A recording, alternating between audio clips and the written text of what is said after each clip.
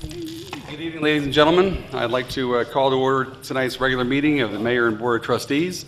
It is, of course, November 10th, the day before our Veterans Day.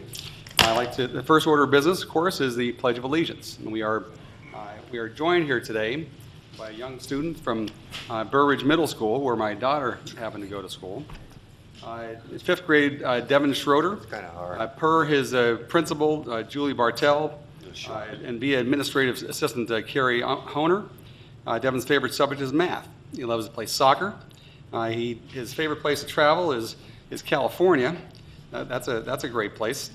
He has two dogs named Delaney and Rosie. He has two sisters, Madeline and Savannah, and he even has two brothers, Landon and Tristan. So where do you fall in the mix here? Are you the middle? Second? All right. Well, if you'd lead us in the Pledge of Allegiance, we'd appreciate it. Ready? I pledge allegiance to the flag of the United States of America and to the republic for which it stands, one nation, under God, indivisible, with liberty and justice for all. Thank you.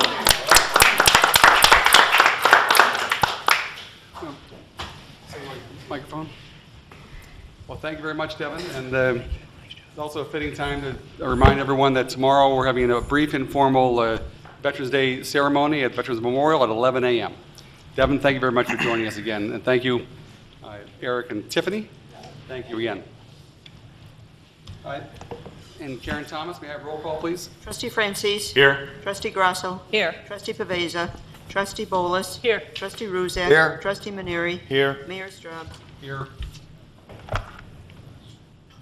Now we have the audience portion of the meeting, where any member of the audience is welcome to address the board.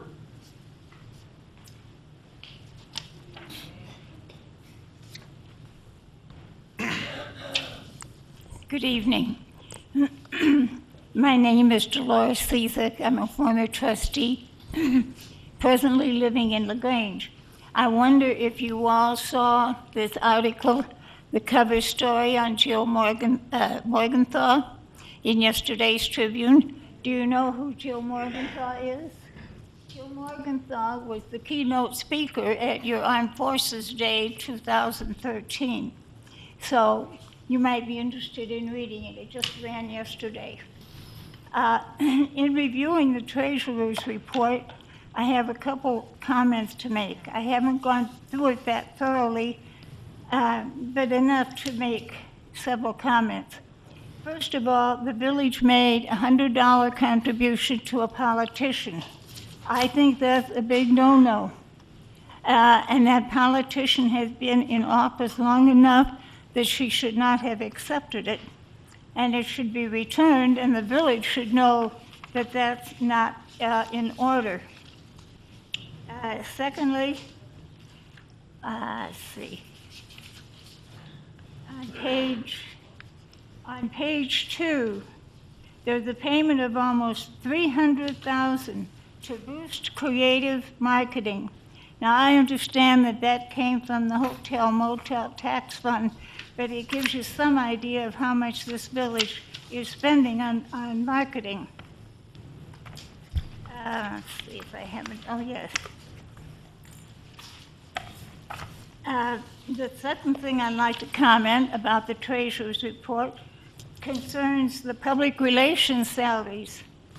Lisa Shiner, who left last year, was paid a little over $34,000, and the person who took her position was paid $29,000. So that totals $63,000 for public relations. Now, I know at the last board meeting there was discussion about who should be on the pension fund committee. I think this village has an awful lot of committees and commissions, and I would suggest that for the first 3 committees, they should be vetted by the entire board, not just by the mayor. And those 3, in my mind, that would have top priority Number 1, the Police Pension Board. Number 2, Plan Commission / Zoning Board. And number 3, the Economic Development Committee. Thank you. I think these appointments are too important for just one person to do the interviewing. Thank you, Doris. Guys, I'm Mary Lou.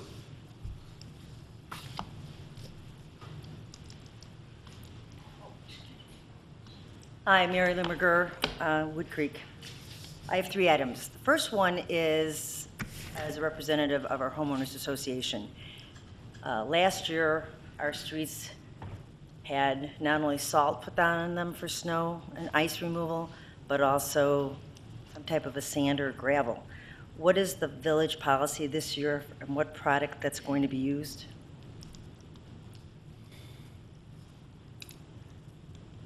And I know why we ran out of salt, but. That's right. Yes, we did use sand to supplement the salt periodically at the end of last winter. That was conventional in the region as municipalities began to run low on salt. This year we have secured an adequate supply, we believe, for a winter that exceeds normal projections. So we'll be using conventional road salt. We also have the capability with one of our newer trucks to use a brine mixture, which is a salt-water combination that's sprayed in liquid form. And we will also be experimenting with a beet juice additive on an experimental basis under certain conditions. That will really be something that won't be noticeable to the residents, something that's used throughout the Midwest and northern United States and Canada, and is thought to be able to create more economy as the cost of salt rises. So that's something we're going to experiment with to see whether or not it's effective. And we'll report back to the board on that at the end of the summer. As long as Mr. May is still here, did anyone else besides Wood Creek have an issue with the sand product that you used? What happened was we have 100-year retention ponds behind the homes, and it seemed to come back at us. That was the only report that I received. Okay, because the poor lady who lives there removed 90 wheelbarrows of sand from her retention area. The village did try to assist in some way, but she ended up removing the bulk of it and using it as a berm. And that's the only situation I'm aware of. Okay, so that's why it's important. If you do go to sand, could you tell us? Yeah, sure. Because It's a we last- got a side effect from it. It is a last resort, and so if that becomes necessary, I don't expect it, but if it does become necessary, we'll certainly communicate that to the board. Okay, we appreciate it. Second item I have regards to the referendum, that advisory referendum on trustees and mayor getting paid. It passed tremendously by 2,700 votes to 661. I was one of the people who felt that that was something that didn't need to be paid to the board and to the trustees. But what upset me more was the article that was in the Doings, and Mickey, you were quoted. "It is a small token of appreciation for a lot of work," Straub said at the time. "Frankly, I don't even know if I can afford to be mayor. It takes 20 to 30 hours per week. Taking it away will eliminate other people from seeking office. Those who are retired and rich were the only ones who will serve on the board." I served on the board for 8 years. I wasn't retired. I was a young mom with 3 kids and worked full-time. There's a majority of people who've served on every one of your boards that are not retired, nor do I consider myself to be rich, but I am retired. And guess what? I don't want to serve on the board because I am retired. I'm done, but I'm not done watching the village. The next quote you have, so I feel you insulted a lot of people who spend a lot of time on every board and every commission you have, and you've also insulted the retired people, because I think retired people have a great deal of value to add. The other thing you said in the article was, "Everything I am for, they are against," Straub said. "I think a few of them are doing this for political reasons." I think the only P word in this village that should be used is passion. I think everybody is passionate about this village. The political nonsense, this isn't a political town. There's no parties. The people who are political have moved on. The people who are here are passionate, and that's all we're trying to do. Dolores doesn't come to all these meetings because she's not passionate. All the people who served before you and all the people who still serve on commissions are passionate for everything they do and they say about this village. I do not know how to emphasize that more. There's nothing political about this, Mickey. We don't dislike you, we don't like you. It's not a partisan thing. You're a Christian, I'm a Christian. We're trying to be Christian about it. And that's all we're trying to do. I'm trying to be passionate about it. The third thing is, we agree with Dolores Cezak on the appointed off positions of commissions. And when item C comes under considerations, I think that's a serious point about Mr. White being reappointed to the Police Pension Board. As a retiree, he does have a lot to add. The other thing is that we have 2 openings on the Pathway Commission you haven't filled. There might be an opening on the Plan Commission after the next election. So when somebody is new to a board or wants to be appointed to a board, there's a lot of stepping stones that you can be on before you come to something like the Police Pension Retirement Board. There's a lot of opportunities to serve the village, and I think you have a lot of places to place Mr. Scallon, and he could still be of value to the village. Thank you. Thank you, Mary Lou.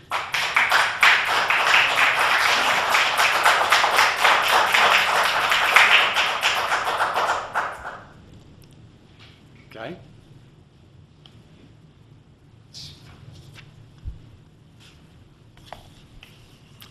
Good evening. My name is Guy Francis. I've been a resident of the village for 36 years.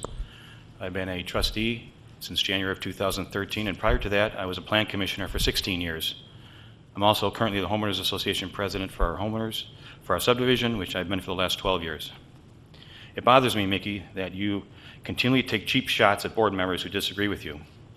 The end result of these cheap shots is a divided board of trustees. And this practice has continued routinely in your Friday raps and in the newspapers. I recall that this began in June of 2013 when Chase Bank came before this board asking for zoning relief and the approval of a fee in lieu of sales tax agreement. Trustee Bolos challenged the agreement, and you took her to task by claiming a conflict of interest because she worked for the banking industry. It didn't matter to you that the bank she worked with was a small local bank and Chase is a multi-billion-dollar behemoth bank. It didn't matter to you that the bank she works at is located 15 miles from Burr Ridge, and it served a different customer base than Chase. You took that opportunity to take a cheap shot at her because she disagreed with you. It continues whenever the board disagrees with you. We had what I thought was a productive, meaningful, goal-setting workshop last August. I left the meeting feeling good about what we had accomplished together as a board. Several meaningful, achievable goals were identified for this board to concentrate their efforts on. I didn't agree with all the goals suggested that evening, but I felt by working together, we could achieve the important goals. Later in the week, I received emails from residents with a portion of your Friday wrap transcript included. Sadly, in your Friday wrap, you chose to belittle Trustee Bolos for her raising the issue of salaries for trustees and the village president. You squandered the opportunity to praise the board for working together for the common good of the village and instead took another cheap shot at Trustee Bolos.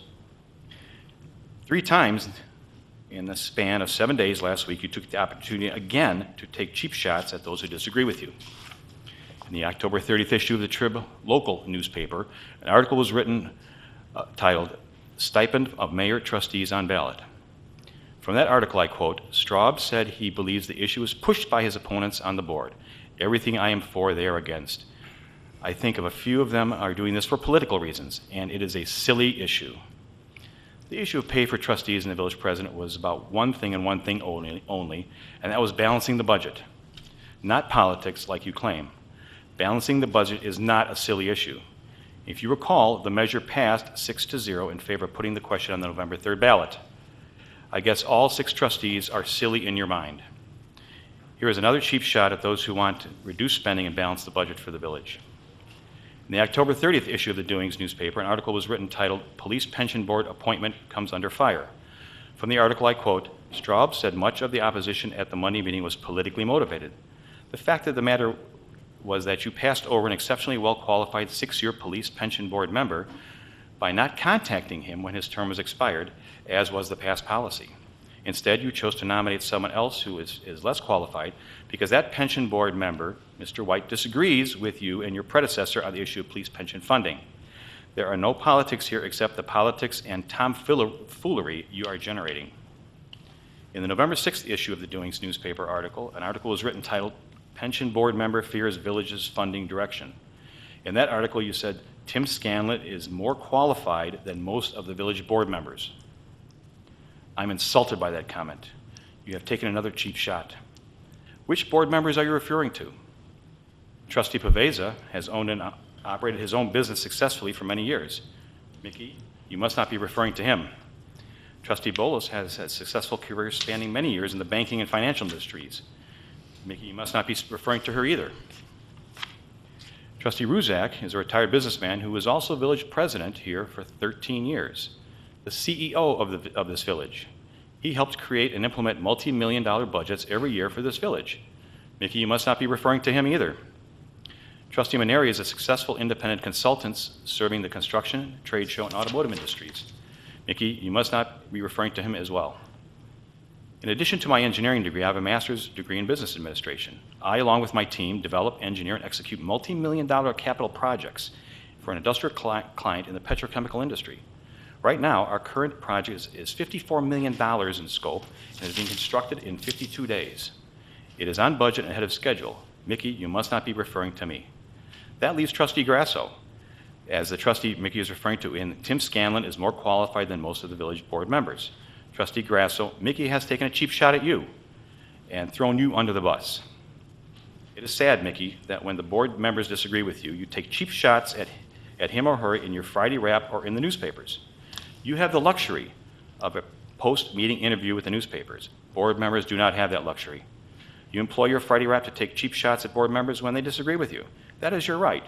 You always have to get the last word in on any statement, comment, or issue. These actions by you continue to divide this board. I want to make you aware of this. If you continue down this path, I will defend myself and my fellow board members. I will stand here at the podium during the audience portion of the meeting, before and after the board meeting, defending myself and my fellow board members because that's my right of free speech. Thank you.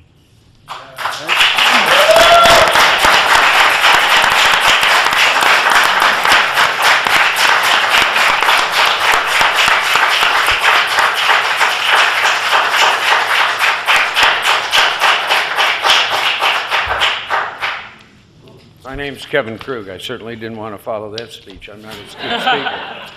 I'm here tonight to talk about the reappointment of Tom White. In what I do for a living, I'm involved with police pensions. I know it's a very controversial subject, but you have a gentleman here that most municipalities wish they had on their board. You're talking about a person with over 20 years' experience, demonstrated ability, and the education to back it up. It's very difficult for all of my units that I deal with at municipalities that they unfortunately don't have a Tom White. And just so you all know, I don't know Mr. White. I've never met him yet. But from his experience and from what I've seen he's done in such things as investment calculation processes, negotiated investment manager contracts and schedules, assessment allocation review processes, administrative reviews, litigation with attorneys, lobbied and testified in Springfield on behalf of this board, assisted in proposing changes to state pension statutes, of which I may oppose, but this gentleman has the experience. I don't know why this board would not reappoint such a person. He has demonstrated ability. He holds a master's degree and way too many highly regarded awards and certifications to mention tonight. He's an asset. I don't know why you would, Mr. Mayor, change from such a person with such demonstrated skills, in which I understand. I have not been able to research the other person that you're pending to appoint, but I doubt very few people in my 36 years in negotiations and labor have this type of experience. I may end up disagreeing with Tom White one day in his legislation that he's pending, but I respect him, a gentleman that has demonstrated ability and experience and knowledge to educate not only me, but I'm sure many members of this board. Although highly educated, they may lack the experience of knowing the seriousness of pension funding and the liabilities. So I ask you to reconsider and retain Tom White as a member of that. His experience has got to be beneficial to the residents of this village, and I truly believe to the police officers, including the chief and the DC and the sergeants and the corporals. They're all involved in the pension, and they work hard for it. And so I'd like you to consider in this board retaining Tom White. Thank you.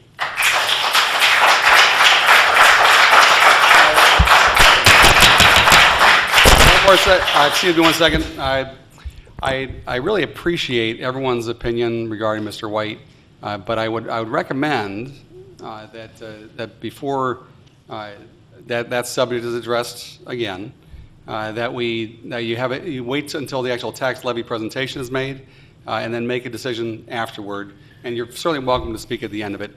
So you certainly can do it now as well, but it's a little bit premature. That was me, Tom, I'm sorry.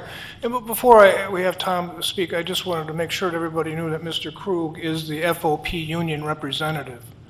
I know you maybe didn't know that. Union representative of the Fraternal Order of Police. Yes. Okay. Okay, that does paint a little different picture, but.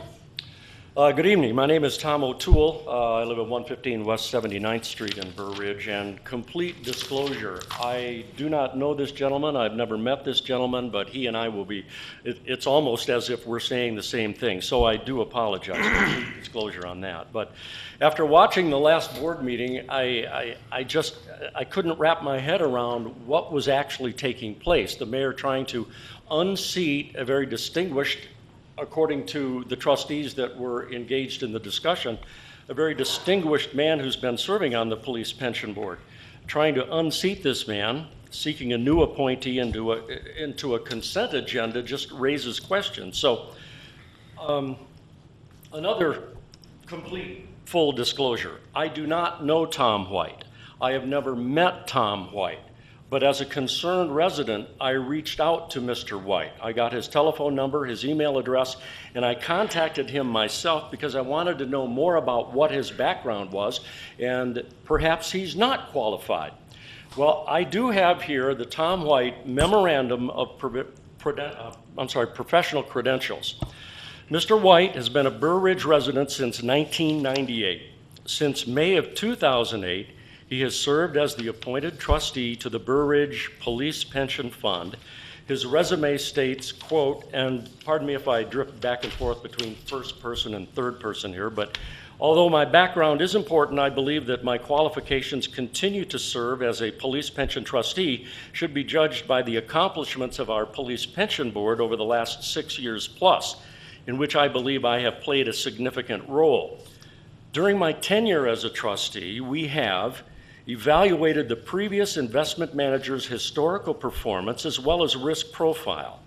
As a result, we determined that the manager should be replaced with more passive, diversified management with a firm that specializes in police and fire pension fund investment management, having a good long-term track record.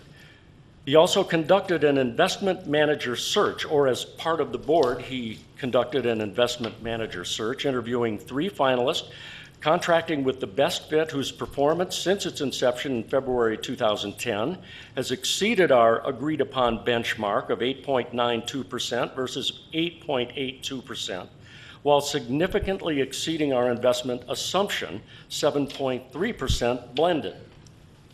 He also helped adopt a most favored client policy and non-finder's fee policy, which our investment manager adheres to, minimizing our investment management-related expenses. Helped adopt a specific investment policy guideline, which are reviewed and adjusted periodically, primarily based upon statutory changes and trustees' and investment managers' risk tolerance. He has worked with new investment managers to ensure that we have had sufficient data and benchmarks to evaluate the performance for each individual passive investment, as well as fixed income investments in the portfolio as a whole. When PA 96-1495 was enacted, we realized that the state's minimal tax levy requirement was insufficient to maintain the fund and adopted the fund's financial principle. This dictates our minimal annual tax levy recommendation, which is designed to not allow the unfunded liability to grow further. Continuing with his memorandum of accomplishments, coordinated the efforts of our actuary to incorporate our financial principle calculation into the fund's annual actuarial report, developed and maintained reporting that identifies in detail the historical changes in the fund's unfunded liability, formalized and refined new forms and requirements beneficiary disability claims processing, developed a PowerPoint summary for presentation to the village board prior to their adoption of the annual tax levy as prescribed by the statutes, and helped adopt a short-term cash management practice to maximize village investment return. Now, in the interest of time, and I know that you could bang the gavel on me at any time, but in the interest of time, I think that what I'd like to do is have this entered, if you would pass this down to Madam Clerk, and have his memorandum of professional credentials entered into the public record as part of this meeting tonight. It also includes his education and his primary experience as a trustee with the Metropolitan Water Reclamation District of Chicago, an extremely large and very important fund in the Chicagoland area. If you could pass that down to Clerk, that would be much appreciated. I just believe that the men and women of the Burr Ridge Police Department deserve more than your attempt to rearrange the chessboard when you think nobody is looking by sneaking this into the consent agenda. I wholeheartedly agree with Dolores' earlier comments regarding having at least additional trustees in on the interview process. Certainly as mayor, it is your prerogative to appoint who you want, but I think that in the interest of finding and retaining the best candidates, it would behoove this board to set up a further screening process that would help realize the kind of commitment and the kind of experience that people bring to the job who are now being seemingly trying to be unseated by you. I did read your quote in the doings last week that Mr. Scanlon was more qualified than most of the village board members, and I would argue that Mr. White's resume and professional accomplishments make him 100 times more qualified to be on the pension board than your resume qualifies you to be mayor.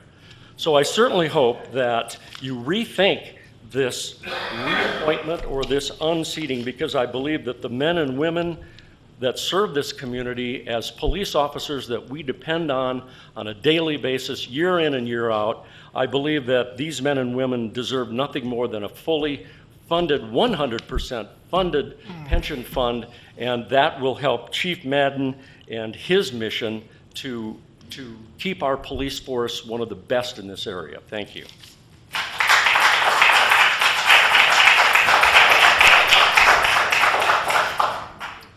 Thank you, Tom. It's always a pleasure to see you in the boardroom. John Bittner, 2 Hidden Lake Drive. I know Dolores and I know Tom.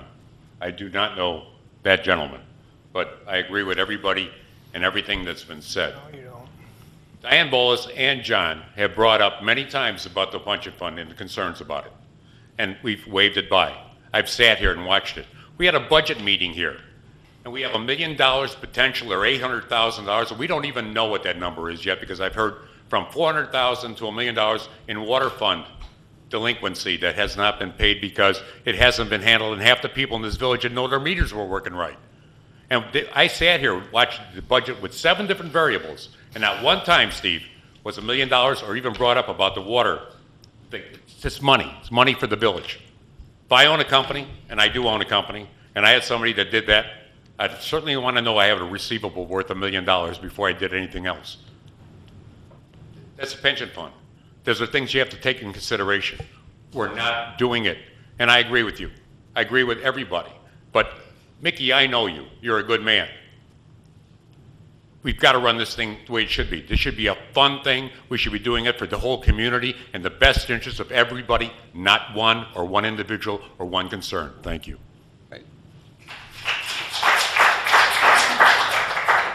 John, truer words are probably never spoken. Thank you. I agree with that.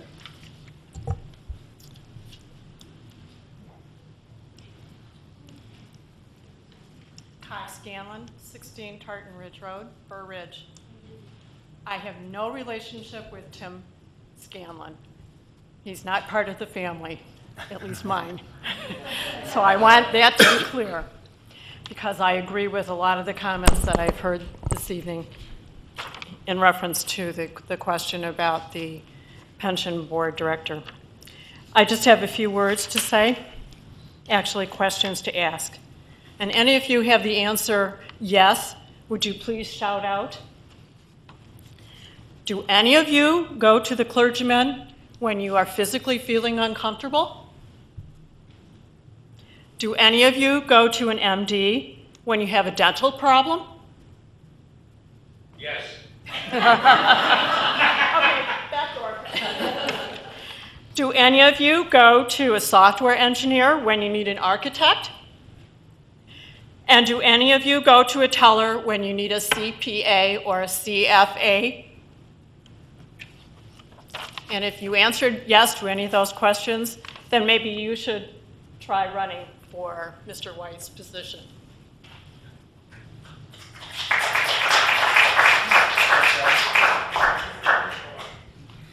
Is there anyone else?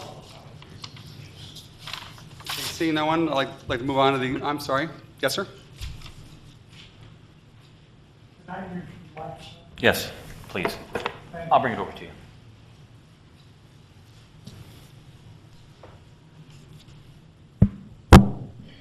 My name is Gerald W. Shea, S-H-E-A. I live at 6805 County Line Lane in Burr Ridge. I've lived there since about '83. I'm a former member of the General Assembly. I was a majority leader when I retired. I've been on the board of the University of Illinois, was appointed by the governor, and spent 2 years as chairman. And I will tell you, the state is now short over $100 million in its pension money and over $40 million in its health care fund. And if you don't fund those at the appropriate level, you're just putting it off until another day and telling people you can't afford it. I understand you people are now in a position to get paid for this, is that correct? I'm sorry? Yes. You're in a position to get paid. Yes. It's been that way for Service on several this years. board now. Yes. And you'll all be able to get on the IMRF pension plan. No, the trustees earn $3,000 a year and the mayor $6,000. That's total stipend. I understand that, but aren't you entitled to get No. an No. No, there's, IMRF? no, not like, I think Naperville has that, a lot of other villages, they get insurance benefits, they get $12,000 to $20,000 a year, but they are part of retirement funds, retirement plans, health care, but not the board. Prohibited from getting in the pension fund? I don't know how much pension I would accumulate at $6,000 a year, but The Steve, answer is you no. know? They do not. Pardon me? No. You can get in it? No. The village of Burr Ridge does not. Pardon me? I suppose we could look into that, yes, but no, we never have. I understand you weren't paid, so how could you get in? paid before that. We were paid before. Were you? But nobody's ever chose to get it in it? No, the trustees have been paid for several years. The mayor's always been paid. Paid a little bit more now than he was. I don't want to get into this. What I think you ought to do is look at paying what is due to your pension plan to the Department of Insurance. Because if you don't, all you do is make the deficit larger and put it off to some residents down the line. And I don't know why we don't pay what we owe now. Well, the answer to your question is we absolutely do. We absolutely always have.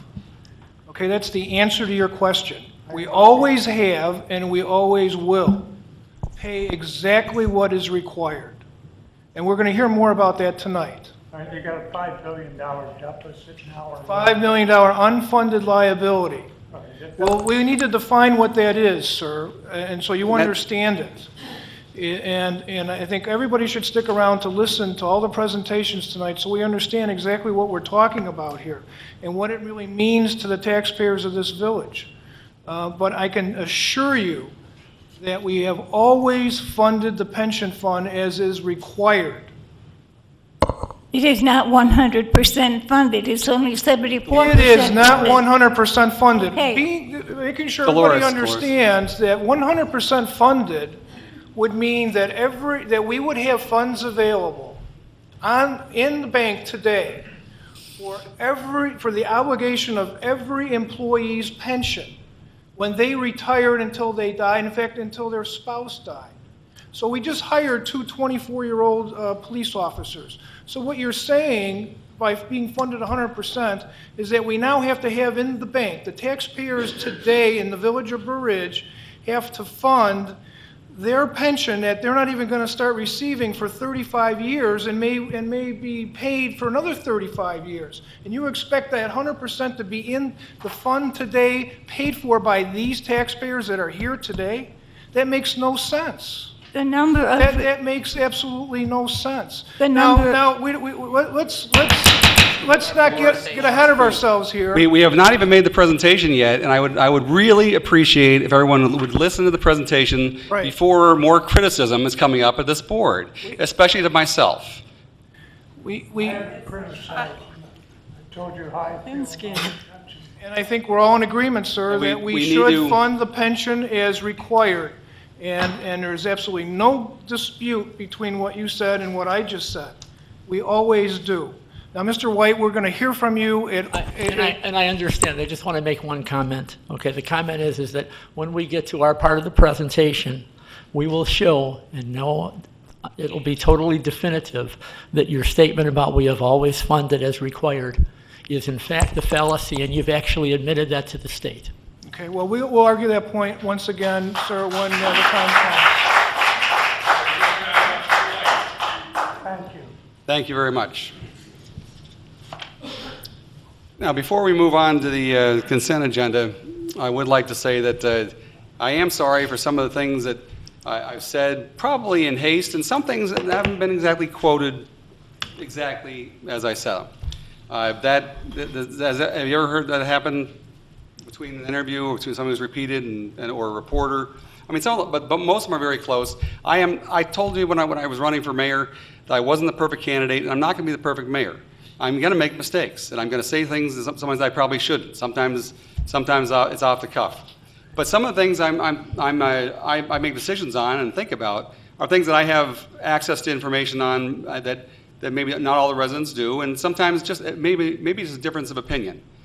I started this job with passion, and I still have a lot of passion for it because I love this village. I sometimes wonder, as I said during the campaign, that I think I was called to run for office for a reason, probably as repentance for my sins. And it probably even, I must have sinned really bad because I ended up winning. But there's certainly a lot of great things that come out of this, and a lot of great things that could come out of this still. But tonight, as far as tonight goes, I was hoping that everyone would wait until the actual presentations were made, and so you weigh all the pros and cons and hear all the facts from both sides before we render a decision or a judgment. Well, on that note, I'm going to move on to the consent agenda. All items listed with an asterisk are considered routine by the village board and will be enacted by one motion. There will be no separate discussion of these items unless a board member or citizen so requests, in which event the item will be removed from the consent agenda. Minutes. Remove. 5A, and removed by Trustee Francis.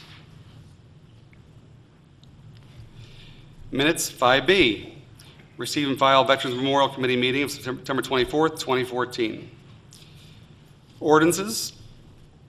Ordinances 6A, approval of ordinance amending section 35-11-1204B, 4 and 2 of chapter 35 motor vehicles of the Burr Ridge Municipal Code, stop signs on Dulfer Cove and Leonard Lane.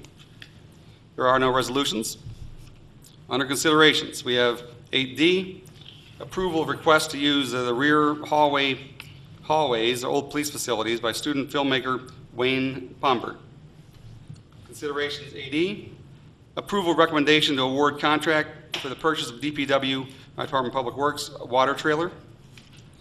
Considerations 8F, approval recommendation to purchase commercial water meter.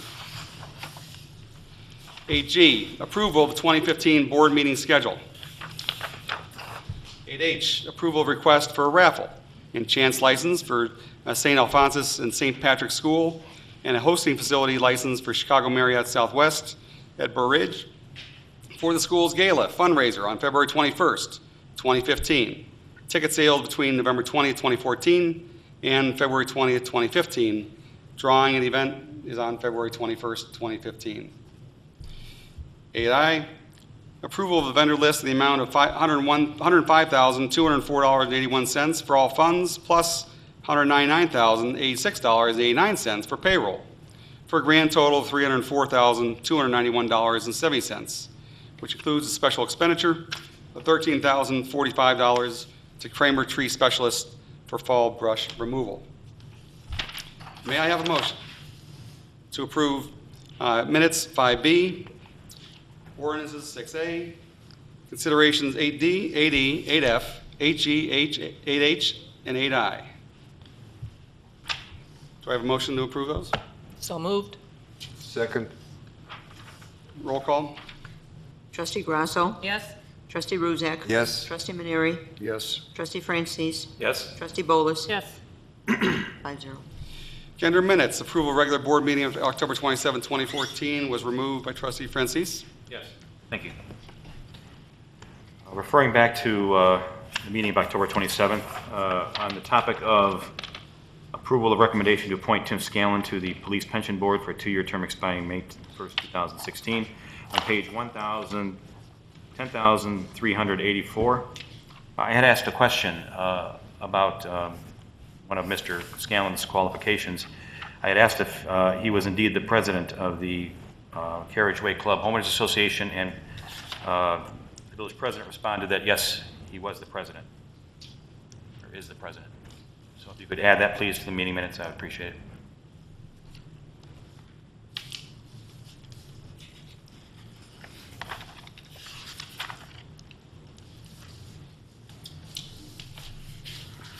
Thank you. Next slide. That was the application. It's on your SharePoint on the old. I think it was. So.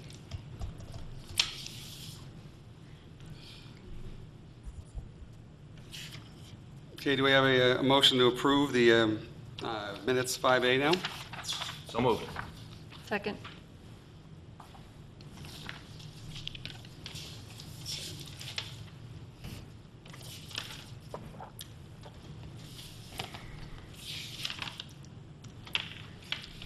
I don't have his, actually, I want to clarify that. I don't have his application in front of me, but I believe that was the case. I'd probably say where would be, I believe he was. Well, yeah, I forget where he just got off or he just got on. Yeah, I don't know. I forgot there was, so we looked it up. It's And I on think there was SharePoint. something where I think there was something about it.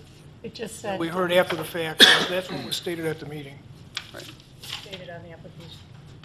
And what I should have passed along, and didn't think it'd be necessary for today's board meeting, I have a 5-page resume that I should have also passed along, that belongs to Tim Scanlon put together, had for me, so I'll need to pass that along to the board members, which I intended on do for next meeting. Okay, roll call. Trustee Francis. Yes. Trustee Bolus. Yes. Trustee Ruzak. Yes. Trustee Maneri. Yes. Trustee Grasso. Yes. 5-0. Motion passes 5-0. Under considerations, presentation of proposed 2014 tax levy.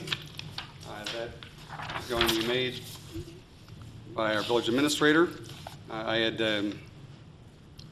had said before, I guess in my email, everybody, that I'd wanted to recommend that we just keep everything in perspective and everything that we're talking about tonight. Keep the welfare, what's best for the village in mind, and also to follow the golden rule. And if I would like to just suggest that again. And Steve, you have a presentation to make? Yes. As we do every year, at this time, we present to you the proposed tax levy. We will be looking for direction at the end of the evening to direct staff to prepare a necessary public hearing which will be held the first meeting in December. And after that meeting, the board will approve the ordinance approving the tax levy.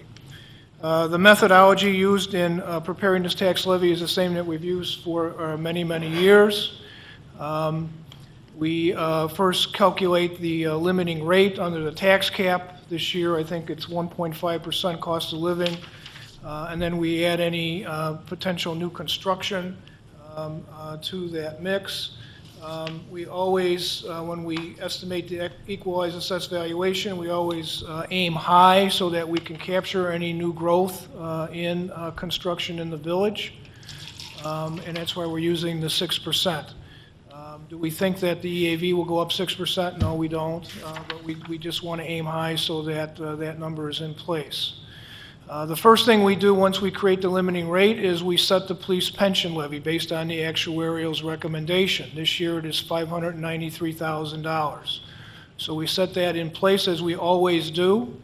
And then whatever is left over, we split between the corporate levy and the police protection levy in the amount of 60/40. Okay?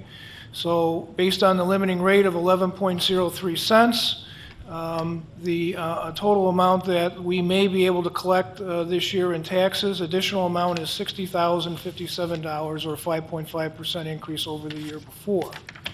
The total amount of the extended levy is $1,151,054. And of course, that does not include the bond and interest, which we have a couple years left to go on the Bedford Park water main project, which is not included in our discussions. That's already set, so you don't need to approve that. So as I always say every year, are we going to receive $60,057 more in taxes? The answer is no. We won't get that, but we aim high just so whatever amount that we ultimately get, which is based again on the equalized assessed valuation, it's not set by us, but set by the county, would generate. Now, I want to skip around, and the board has several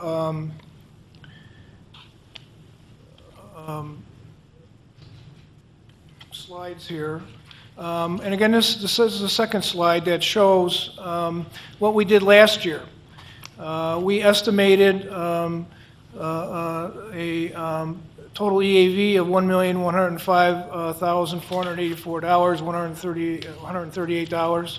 It actually came in at $984,655,912. So the equalized assessed value went down. I'm going to come back to that in a second. But what that did was actually reduce the amount that we asked for, as we anticipated. And so last year we received $7,407 less in the corporate levy, $5,262 less in the police protection levy, and $11,964 less in the pension levy. Now, be aware, however, that we made up that $11,964 by using other general fund revenue in order to make the pension fund whole and making sure that they receive 100%, not only of the tax levy, which is required by state law, but 100% of the total amount. So we actually received $24,637 less than we anticipated. And as I say, that's usually the case as we go forward. Now, I wanted to show you another slide before we go too much further. And again, this shows the extended 2013 versus the proposed 2014. And we mentioned again that we think we may get up to $60,057, probably not. But in order to fund the police pension fund this year, we're going to need $61,286. So all things being equal right off the bat, we're going to have to take money out of the corporate levy and the police protection levy to cover the cost of this year's required police pension levy amount. And as I keep saying, we're not going to get that $60,057. And so the amount that we're going to have to fund the police pension fund to make it whole, over and above the tax levy, which is required, but in order to fund that to the total amount, we were going to be using even more general fund tax dollars this year to fund the requirement for the police pension levy. I want to make sure everybody understands that. Now going back, Another important thing I think that we should all understand, whoops, I'm going the wrong way,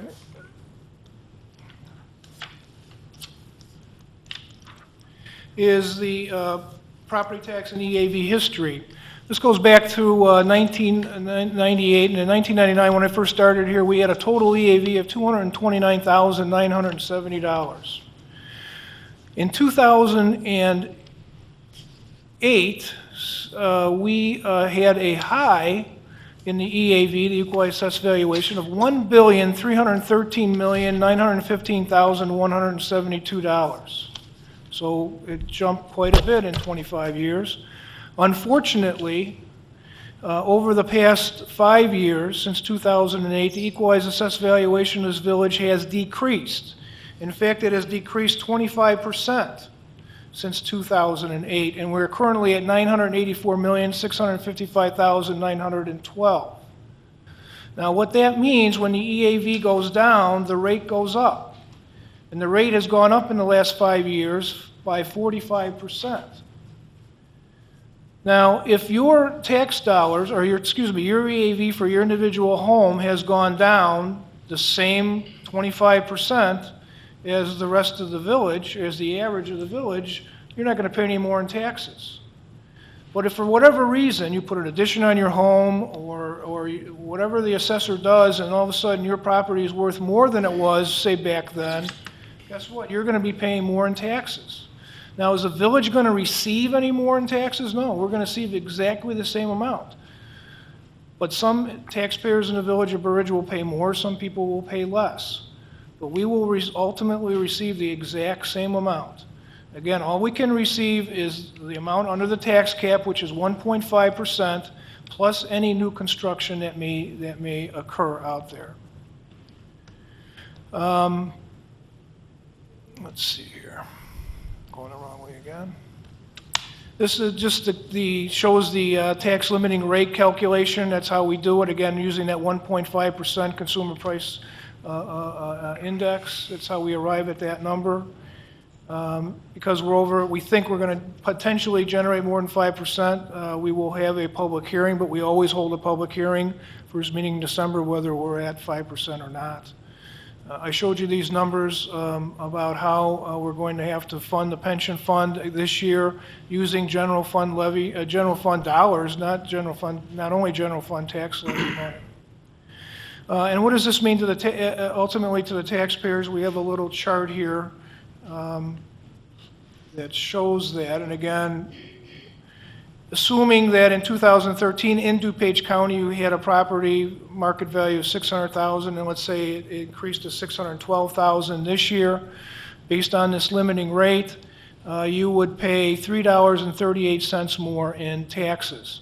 Again, if all things were equal, we wouldn't even get that much, as I keep saying. It would be something less than that, but that's what we're talking about to the average taxpayer in DuPage County. In Cook County, again, all things being equal, we got as much as we anticipate, which we won't get. It'd be $4.31. So that's really what we're talking about. And the reason why we're talking about such a small amount is because the village's tax rate is relatively low compared to everybody else's tax bill. In fact, as we always show the dollar bill,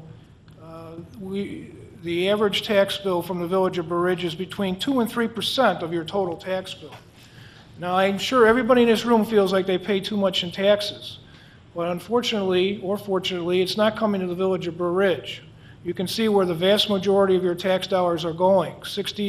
Almost 66 cents on the dollar is going to the schools, and then followed by the fire department, by the county, and so forth. But here, the village's portion of the tax bill, again, lower than the park system. You pay a lot more money to the village parks than you do the village of Burr Ridge. And I just wanted to point that out. So again, to summarize, we're talking about basically a $60,000 increase in the proposed tax levy. We won't receive that amount, but in order to capture all the growth that may be available, we always aim high. So the limiting rate, 11.03 cents, as I say, could generate as much as $60,057 or 5.5%. Any questions on our proposed tax levy? Again, it's pretty straightforward. It's how we always do it. Guy? Yes, what is the percentage of the proposed debt service to the total levy? I haven't calculated that out. Let's see, 5 cents out of 11, so 50%? Yeah, I mean, 520,000 versus 1,151,000, this is a little less than 50%. Thank you. But again, we're talking about 50% on 2.5% of your taxes. So when that goes away, I guarantee you that the residents won't even notice that it went away. In a couple of years, you'll be paying just as much. Thank you. Any quick summary of it? No, as I say, again, this is just what we always do every year, and we capture as much growth as we can under the tax cap. Again, the tax cap is 1.5%, and we will not receive this total amount. And what we don't receive, as I indicated, first of all, I indicated that all this is going to the pension fund. All this increase is going to the pension fund, and there's not going to be enough of an increase to cover the increase in the pension fund costs this year, so it's going to have to be made up with other general fund revenues. Isn't it true that we have to, by actuarial tables, have to fund that 593,000? So when you say it's 100% funded, it's 100% funded, the minimum requirement by the state. Our requirement is to levy the tax. Whether the tax comes in or not is another matter. It's the same thing for the investment income in the pension fund. That's a part of the actuarial calculation too. Some years the pension fund does well, other years they don't. But there's always a recalculation on an annual basis. And so if we didn't fund the 593, let's say we just funded 580, just throwing a number, then next year's calculation that the actuary would make would take that into account, and it would increase it that much more. But you can't fund it below what the... Yes, we can. Nobody goes to actuarial pension jail if that doesn't occur. Isn't Now, I that can tell you violating that we statute? have, because the board has directed us over the last few years to fund that no matter what, whether the tax levy comes in as we anticipate or not, and we will, once again, fund it whether it comes in or not, and I'm guaranteeing you that it won't, and I'm guaranteeing you that we will be using general fund revenue, other general fund revenue, to fund that required amount, that $593,000. I didn't know we could fund below the actuarial amounts. I thought it was a violation of law. We are required to request a tax levy in that amount, and as I say, if for whatever reason we don't make that, it's just made up the following year. It's just recalculated the following year. You were given the actuarial report that shows it on a year-to-year basis, but I guarantee you next year it's going to change. And it may be a little lower or it may be a little higher based on other factors, including investment income, that the pension fund may generate over the course of the year. Okay. And just to kind of put things in perspective and why this is such an important topic and why it's so difficult to finance police pensions is because I guess it's safe to say that it's costing a lot more than they originally anticipated when they first were put in place. I talked to a police officer down at the Springfield Capitol one time who was working to get his Social Security benefits. And he said, well, don't feel sorry for me. I paid into my retirement for 25 years. But I broke even my first 8 months. Which means that all the money he paid into his retirement for 25 years, he was able to get out in 8 months. Now, I'm told the regular calculation is more like 3 years, that all the money that a police officer pays in is he'll get back within 3 years. Now, one of the issues here, of course, is that we're living a lot longer than we used to, and our life expectancy has increased, and plus a lot of other factors like the COLA, like the automatic increases, et cetera. This is a serious problem, not just in this village, but every village in the state. And that's why it's extremely important that that special care be taken to fund it, but also to reform it. Unfortunately, that was one thing I would love to be able to get involved in, but as a mayor of a small town, we have no power over what those police what the pensions are. But we do have power to fund it, and obviously to figure out how to pay for it. Pardon me? Requirement. It's an unfunded mandate, but for that after 8 months, the officer down in Springfield is someone's paying for it, and really it's coming from tax dollars from various sources, which is up to Steve to figure out where it comes from. But it is a huge risk, and it's threatening to bankrupt many villages. We happen to be one of the soundest villages, which you'll learn about in a few moments, probably in the state, and because of our geography and because of our huge business presence. We may never have a problem with it, but there are a lot of towns like Detroit, others that'll be having much more serious problems. That's why it's very important for it to be funded and for us to understand where these numbers are coming from. So, Steve, anything else? I have nothing else. If there are no questions, I believe Mr. White and his group would like to make a presentation. So Jerry's going to flip the... So we'll now have Tom White make his presentation. I'll be right back. You go for it. That's Set a up. good idea. I think I'll join you. And then it'll be that. Tom's presentation will be then followed by Steve Stricker to further explain things and the pros and cons, etc., of each of the numbers. At which time we'll then talk about whether or not we're going to prepare the tax levy as proposed or a different one for a public hearing, which will be in 2 weeks. I suppose we're actually a recess. I can't sing, and you're not going to want to hear it, but Mr. Bittner can. What can I do? Entertain us until everybody gets back. You have a curtain?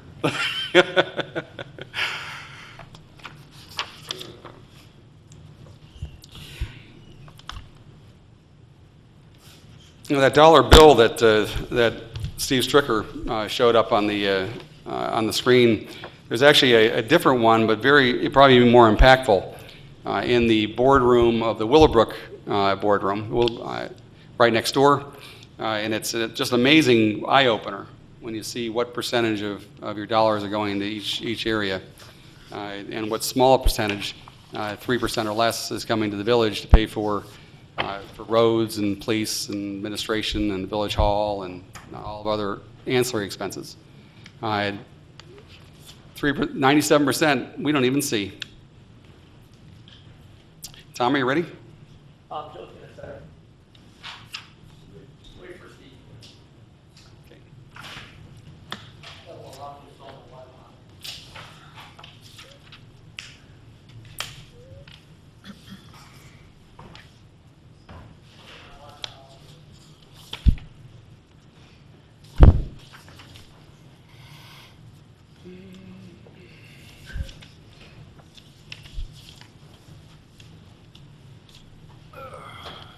Steve's back. We lost Tom. He's going to get some water. Should I have brought my picnic basket?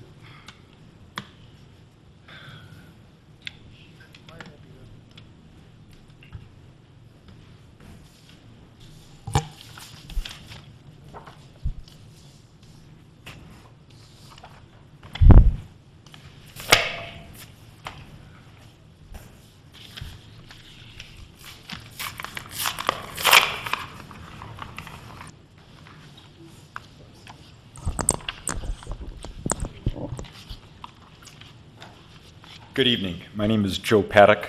I'm a Burr Ridge resident, a Burr Ridge Police Pension Fund trustee, and a local realtor. I am here tonight with Tom White, my fellow Burr Ridge Police Pension Fund trustee, on behalf of our 5-member board. I was appointed to the Police Pension Fund board in 2006 and have been reappointed every 2 years since.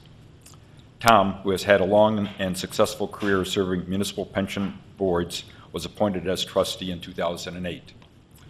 Tom and I are not members of the Police Pension Fund and thus have no personal gain associated with tonight's presentation. Our primary responsibility as trustees is to direct the Police Pension Fund so that the benefits prescribed by state statutes are available to the fund beneficiaries when needed. We leave questions regarding potential sources of funding and their allocation in the hands of our village administration.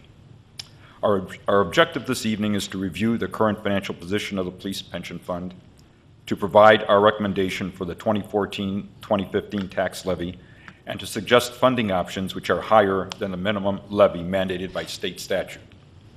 At a minimum, we want you to be aware of the potential negative implications of imposing a levy less than our recommendation.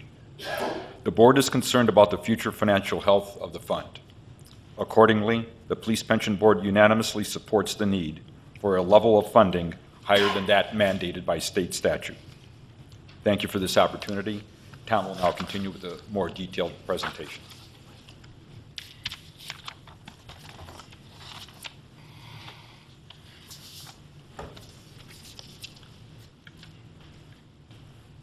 Okay, my name is Tom White. I wanted to clear up a couple things before we begin here.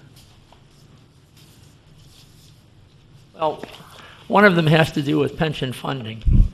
And in general, what really happens is that over, let's say, a 35-year period, that I don't know, what was the gentleman, if he was let's say a teacher, for example, they have contributed a lot, and the money that they put in, which would typically be about a 10% contribution per year of their salary, is then supposedly matched by the state. We found out not too well. And there's investment income. And so, generally speaking, if things are set up correct actuarially and things are funded properly, that should fund the benefit that they receive. There's no doubt that because of more longevity, that has hindered things in terms of the funding, as well as the financial markets not being, all that great for quite a long time. Really, there was one point, I think, in 2008, where we had a period where the S&P 500 produced no return at all. Okay, now it's come back quite a bit since then. But the point I'm trying to make is that it isn't that you put in money for 8 months and then you get it all back over 35 years or 20 years or however long you live. Typically, it comes out that it is near 3 years, and that might sound like not a whole lot, but the math will work out if everything else does. Unfortunately, again, things haven't. Overall with the fund, we mentioned that, I guess I should just probably get into the presentation, and that'll make it somewhat clear. I'm going to just skip by the outline, if you will. Gist of it is that the total actuarial liability is a little over $20 million.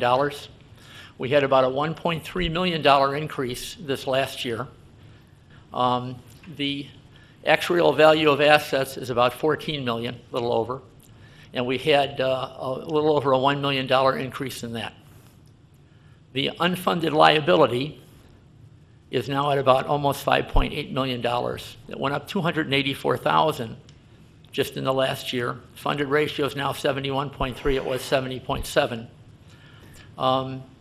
I should mention that the tax levy requests, every year we send a letter to the village. We did again this year.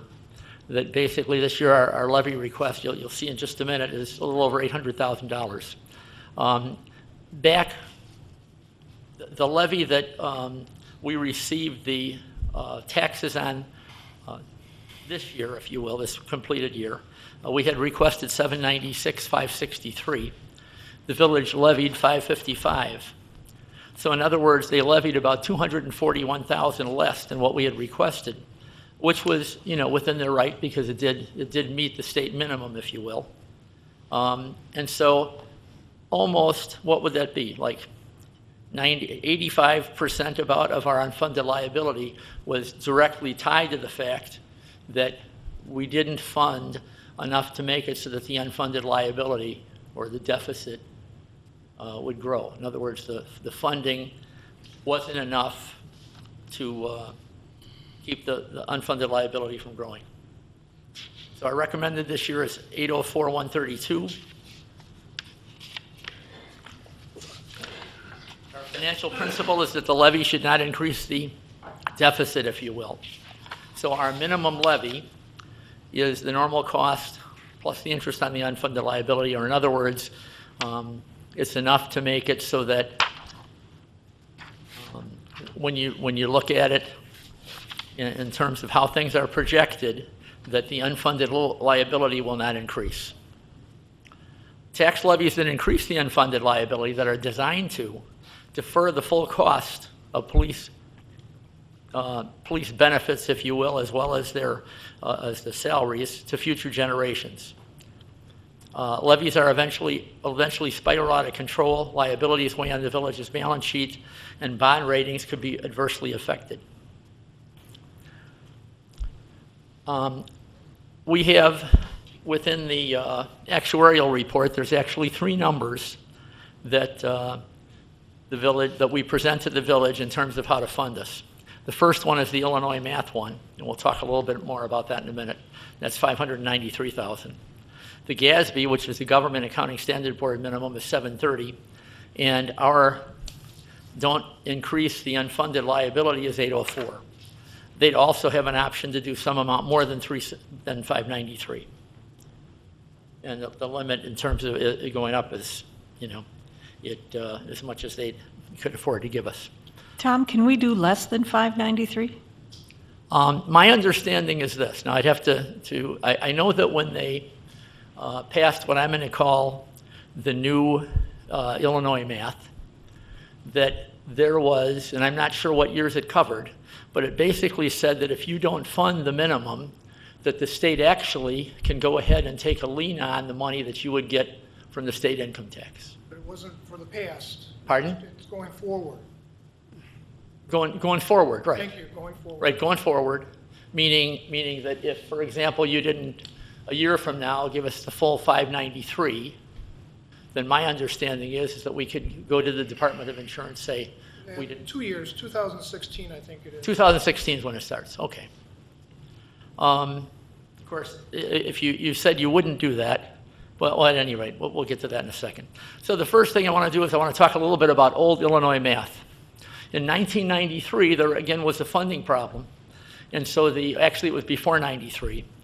And what the legislature did was they said, okay, and you have to realize there's lobbying for this from municipalities, from the Illinois Municipal League, whatever, to try to make it so that they can balance their budgets.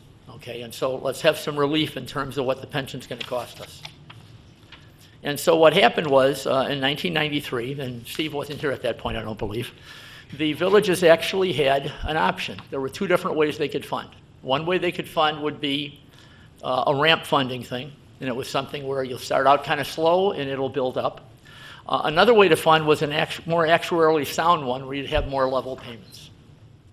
My understanding is that the village, in fact, opted for the lesser. At the time, it was sold to the villages that, well, if you do that, it will be okay. But the actuaries realized that down the road, there was going to be a problem because it was going to continually kind of escalate. And so what actually happened, and you're going to kind of see this, is that, of course, they didn't let it go out the full 40 years. They started in 93. By 2008, they realized they had a problem, and there was more relief that was looked for. And eventually what happened is we had some pension legislation that basically said, okay, we're going to cut the benefits for new hires. They wanted to try to do, and in fact, there is some legislation, but it's in the courts right now, that basically says we're going to also try to reduce the cost of living increases for retired officers, for example, as well as the officers that are here right now. Maybe we'll make it that they have to work a little bit longer in order to get a full pension. And so what happened is they approved what we now call Tier 2, which are lesser benefits, still asking the officers to put in the same 9.91%. And our new goal is going to be in 30 years, 2040, will be 90% funded. It reduces, if you will, in a sense, the pension funding through 2030, grows the deficit over the first 20 years, and it isn't until about the 21st year that you actually see the deficit being reduced. And so there's actually a projection, a 30-year projection for this. And my claim is, and you're going to kind of see some of this, is that Illinois math is in fact a funding Ponzi scheme.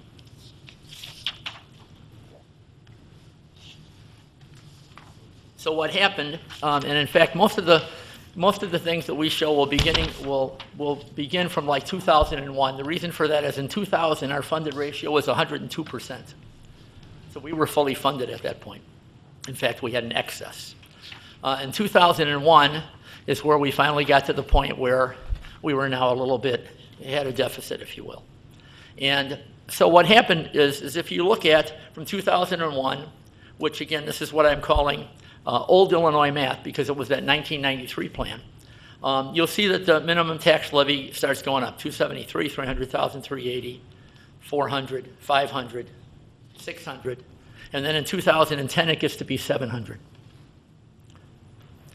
And actually what we found out, and I didn't realize this, okay, is that the state funding statutes all the way back in 93 basically said whatever that minimum tax levy amount is, if you will, old Illinois math, you actually have to pay that full amount. The fund has to receive that full amount, because if you don't pay them the full amount, then this plan that we have, which is already a ramp plan, is really going to work even worse than we thought it would.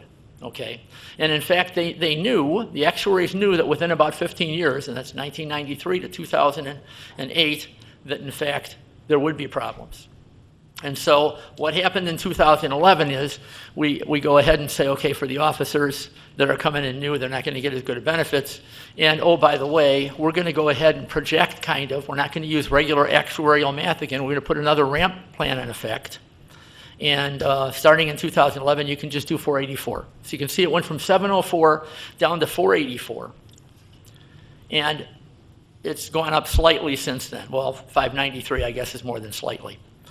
The point, I guess, that I would like to make, and this is where I'm saying to Mr. Stricker that I don't agree with his comment relative, we've always funded the way we had to.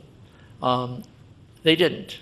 And in 2011, okay, in 2012, Illinois Department of Insurance came in and said, okay, we're going to do an audit from 2008 to 2010, and we're going to see in fact, how you did fund it. And what they found is that in 2008, Village levied 515, but in fact gave the fund less than that. Same thing in 2009, same thing in 2010. In fact, 2010, they didn't even levy the full amount. And we'll show some more of that later in terms of how the full funding that we should have received, which is still minimal funding, which is still ramp plan funding, we didn't even receive that. So I show you kind of a picture here, and the green, if you will, is the old Illinois math. And in terms of percentage of the total liabilities of the fund, it was about 4.6%. That's what it averaged. The new Illinois math that we've had now for, if you will, 4 years is now at 3%. And so the gist of it is that, I mean, you could see when the 700,000 went down to 484, obviously, that something had happened. And we didn't lose a lot of liability. In fact, we've gained more, obviously, since then. So how did they sell this new Illinois math? Well, they provided unreliable pension levy projections. And in fact, when a trustee looks at the actuarial report, you shouldn't be looking at these projections because they're going to bounce all over the place. The thing you should be looking at is something that we provide for you every year, but is also in each year's actuarial report, and that is the change in unfunded liability. And you will see then exactly what's driving us to the 5.8 million. The levies are unreliable, the projections, if you will, because, for example, in 2011, they projected for this levy right now, okay, 530,000, but we're actually levying 593. That's approximately a 3.9% a year increase. If I went and applied that to the table that they gave us back in 2011, then by 225, when the village thought, oh, we'll only be putting in 710 by 225, that sounds pretty good. Now I've got us up to 1.1 million. 2030 would have been 850. I got us up to 1.5 million. 35 and 40. Now that's when we're starting to try to reduce the deficit. If you just take the numbers straight out, like I said, without even compounding them, you get to 1.9 million and 2.5 million. But we don't have to worry about that because Illinois funding for our pensions is a Ponzi scheme. We'll never get there. But that doesn't make it okay because we all know how Ponzi schemes work. Ponzi schemes works that eventually the last people in the door are the ones that get stuck. It'll be the taxpayers in the future that are going to end up getting stuck. So Illinois math, how is it working for the big Illinois funds? Ramp plan funding artificial lowers current pension payments, significantly accelerates debt growth, and eventually funding becomes a crisis. The state has used ramp funding. That's what they did in 95, and then they've come back just like when we had the new ramp funding in 2010. And TRS, Teachers Retirement System, 40.6% funded as of their last fiscal year. SURA, State University Retirement System, 41. State Employees Retirement System, 40.3. Is this where we're headed? Illinois math evaluated by Buck Consultants, okay, who is the actuary for the University of Illinois, for the Teachers Retirement System. It says Illinois math increases deficits, it's inadequate. Illinois math replace it with actuarial math. Their recommendation is, in fact, that we levy at our funding principal, which is the $800,000. Don't grow the deficit. Last year we had a slide that basically said under old Illinois math, because it was already going since 1993 and had kind of accelerated somewhat, we had contributions that were greater than expenses. Now what would you really like? I mean, if we have expenses that are $500,000 back then, we might have had contributions that were $700,000. Now that would include both the employee contributions as well as the village.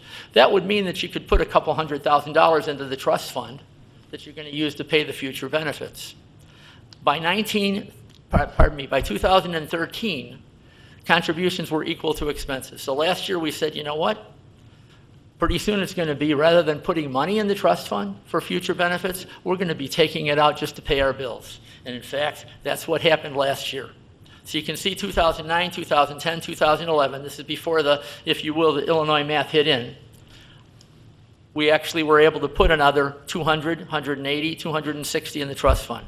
2012, not so much. Now we're seeing the effects of this new Illinois math.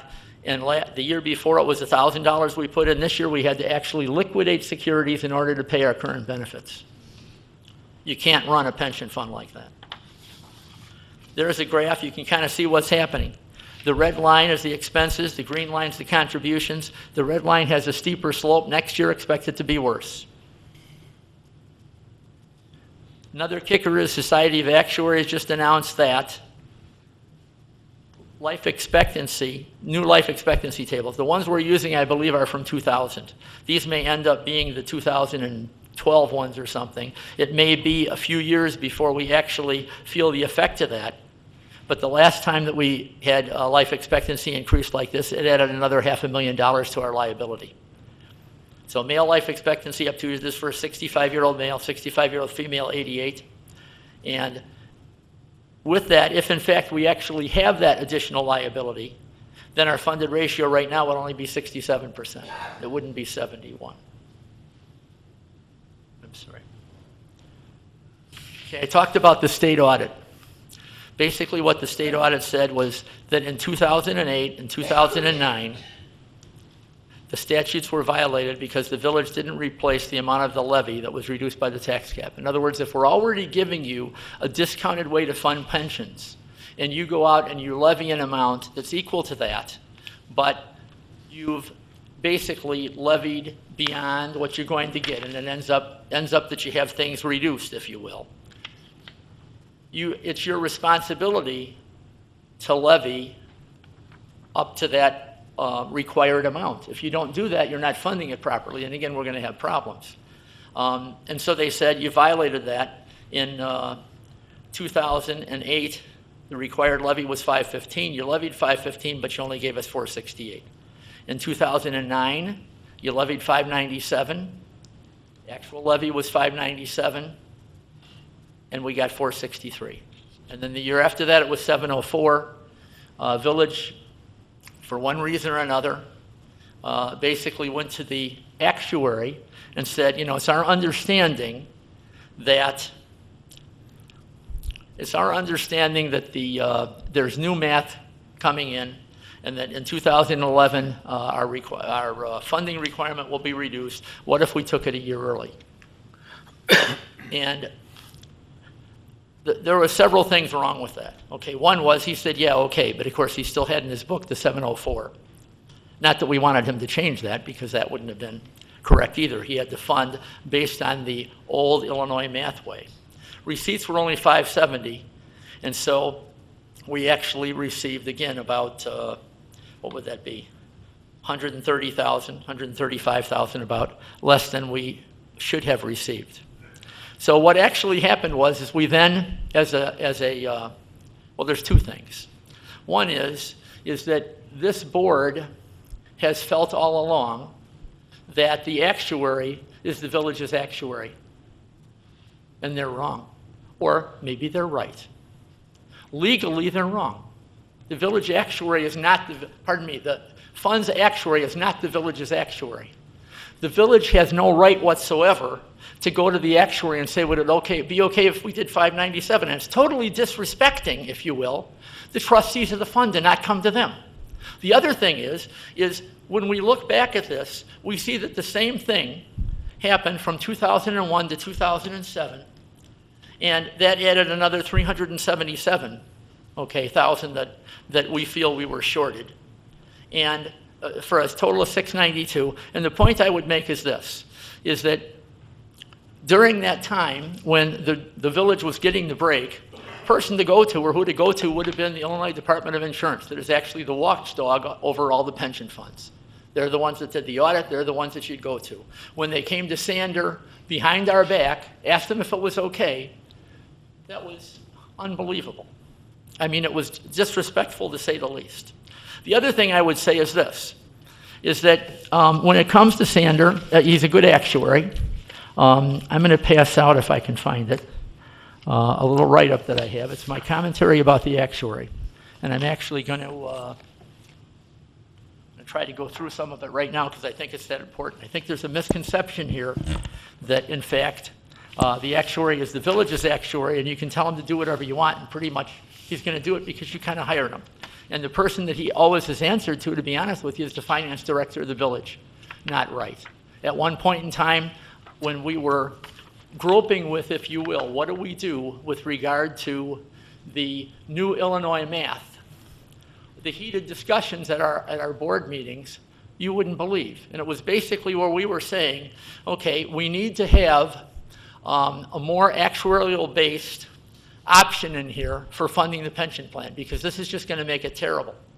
And what we did was we came up with we actually looked at the IMRF, which is the Illinois Municipal Retirement Fund, which is the one that, again, all the other non-police employees of the village belong to. And basically, what they said was they have an actuary, Gabriel Roder and Smith. So this is, if you will, in a sense, this is yet another actuary that the village has should have an indirect relationship with. Theirs is indirect with Gabriel Roder and Smith, but it's not indirect with our actuary, unfortunately. And what do they say? They have right in their actuarial report, promises made are to be paid for. Pension costs for today's taxpayers, not the future one. Don't fall for Illinois math. Minimum levy, don't grow the deficit. Funded ratio, 87.6%. So what am I, and they were the basis for our financial principle. So when I say to you that, in fact, or not me, when the trustees of the fund say to you that you need to fund at the $800,000 level, because that's what's not going to grow our deficit, it isn't MWRD Tom White telling you that.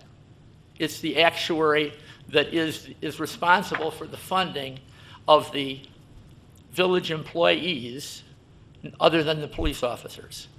And unfortunately, we're in a position right now where we're treating our police officers as second-class citizens. I mean, we really are.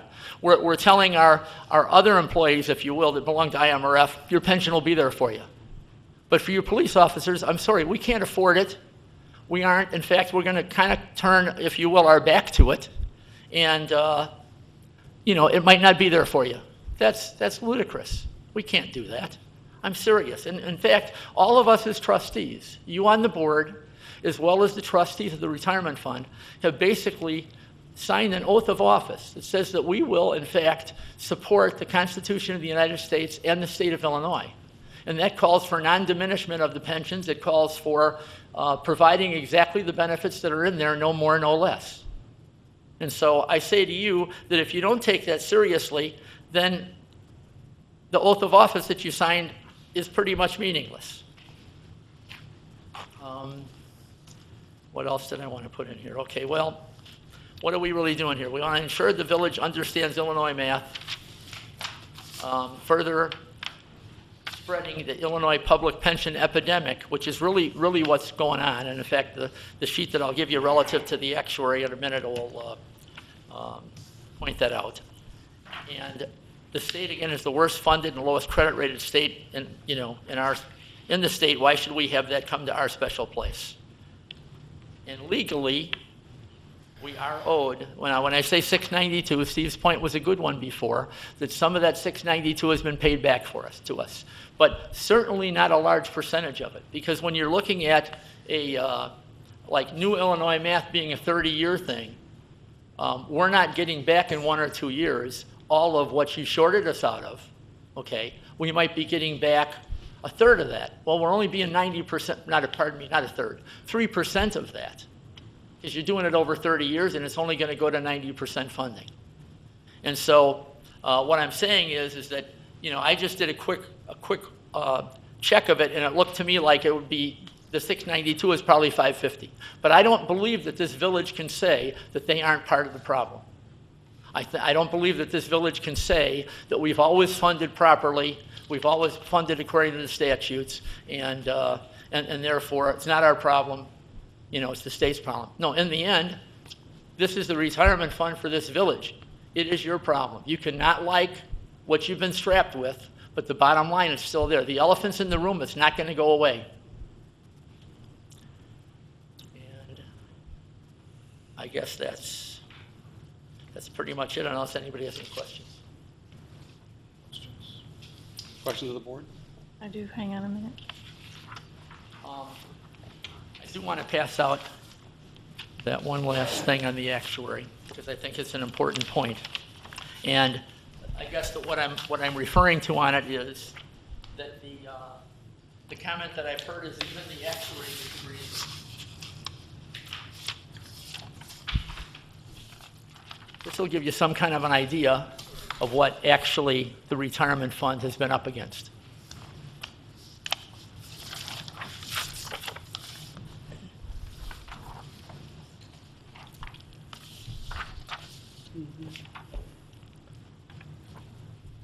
Commentary. I'm going to try to go through it kind of quickly. There's a lot here. Village administrator and the mayor imply that Goldstein and Associates, the Burr Ridge Pension Fund's actuary, believes in Illinois math. He's our actuary. It's not the village's actuary. But he was hired by the village. He reports to the village finance director. By 2011, the fund trustees, realizing that we needed funding beyond Illinois math, adopted the Illinois Municipal Retirement Fund's minimum funding principle. We wanted that calculation, which is standard actuarial calculation in our report, to have an actuarially sound tax levy option. Finance director would have none of it. Have a separate piece of paper, put the piece of paper in the report if you like, but it's not going on the report, nor is your financial principle. We pressed the issue literally for months, and after conferring with the village attorney, who confirmed that the actuary is the fund's actuary, not the village's, finance director relented and told the actuary to include it in the report. The actuary still answers the finance director, which to me is a conflict of interest. So it not be surprising to me that if you will, the village would be able to go to the actuary and have minimally give lip service to Illinois math. This is the same actuary that the state consulted with to carry out the Illinois math calculation. It's the same actuary who, when attacked by the actuarial community, stated that Illinois math might not be the best way to fund pensions. Same actuary who approved the village's 2010 reduction in the tax levy, Burr Ridge owned early new Illinois math implementation.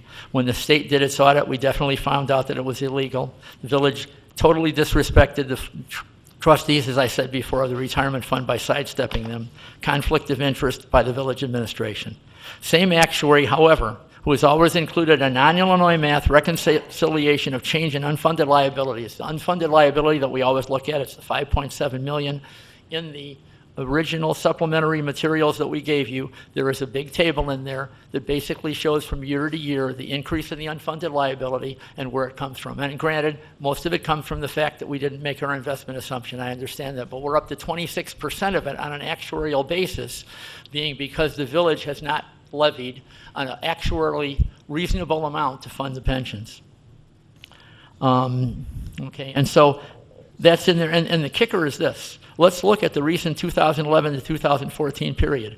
Our deficit, the unfunded liability in those 4 years, has increased almost 1.3 million, with 900 million on an actuarial basis, 70%, being attributed to the tax levy being too low.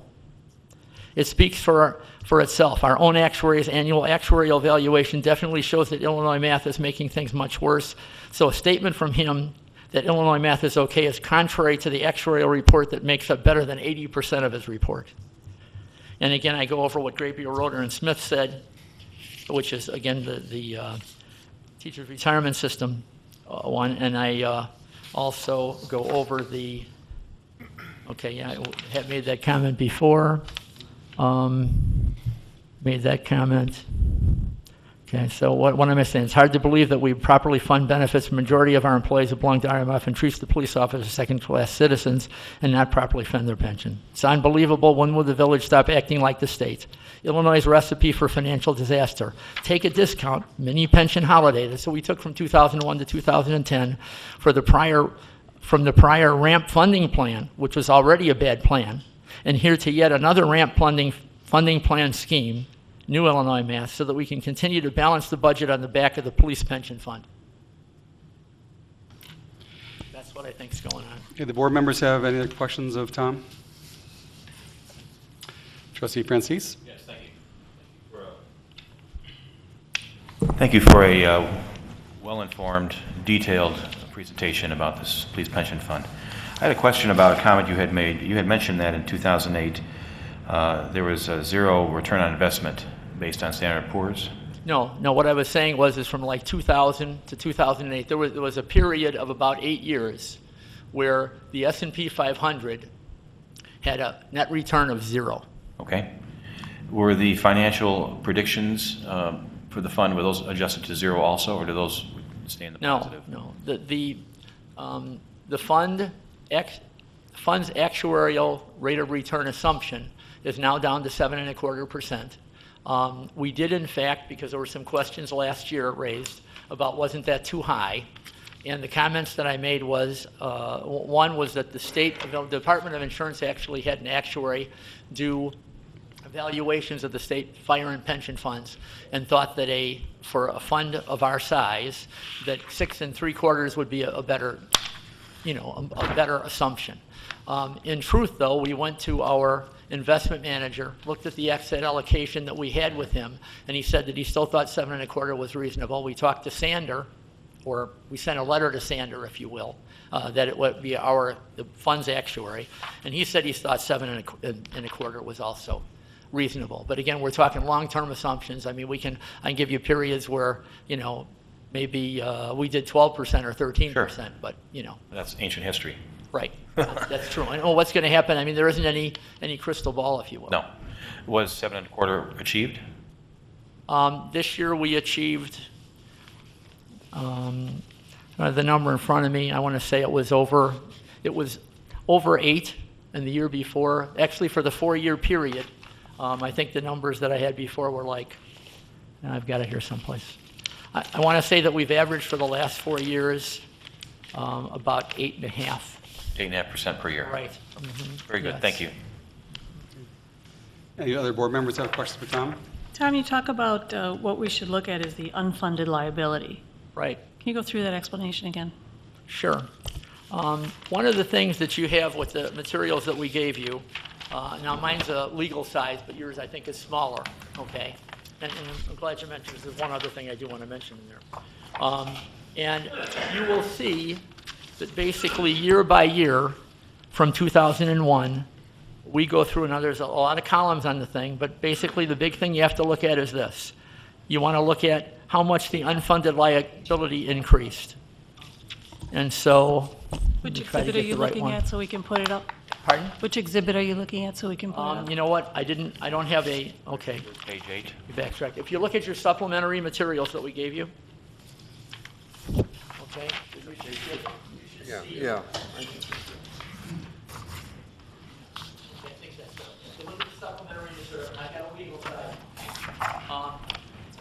Basically, what you'll see is for 2014, okay, so we updated that this year. You can see that we ended 2013 with 5,498,000 unfunded or deficit. And the different things that added in the last year to our unfunded liability, if you will, or to our unfunded liability, would be the village tax levy being 210 short of what was needed on an actuarial basis, not based on, you gave us the Illinois math, if you will, levy, we got that, but again, it's not enough. This is looking at it actuarially. And the investment return was minus 123. What that meant is we made $123,000 more than what our assumption was.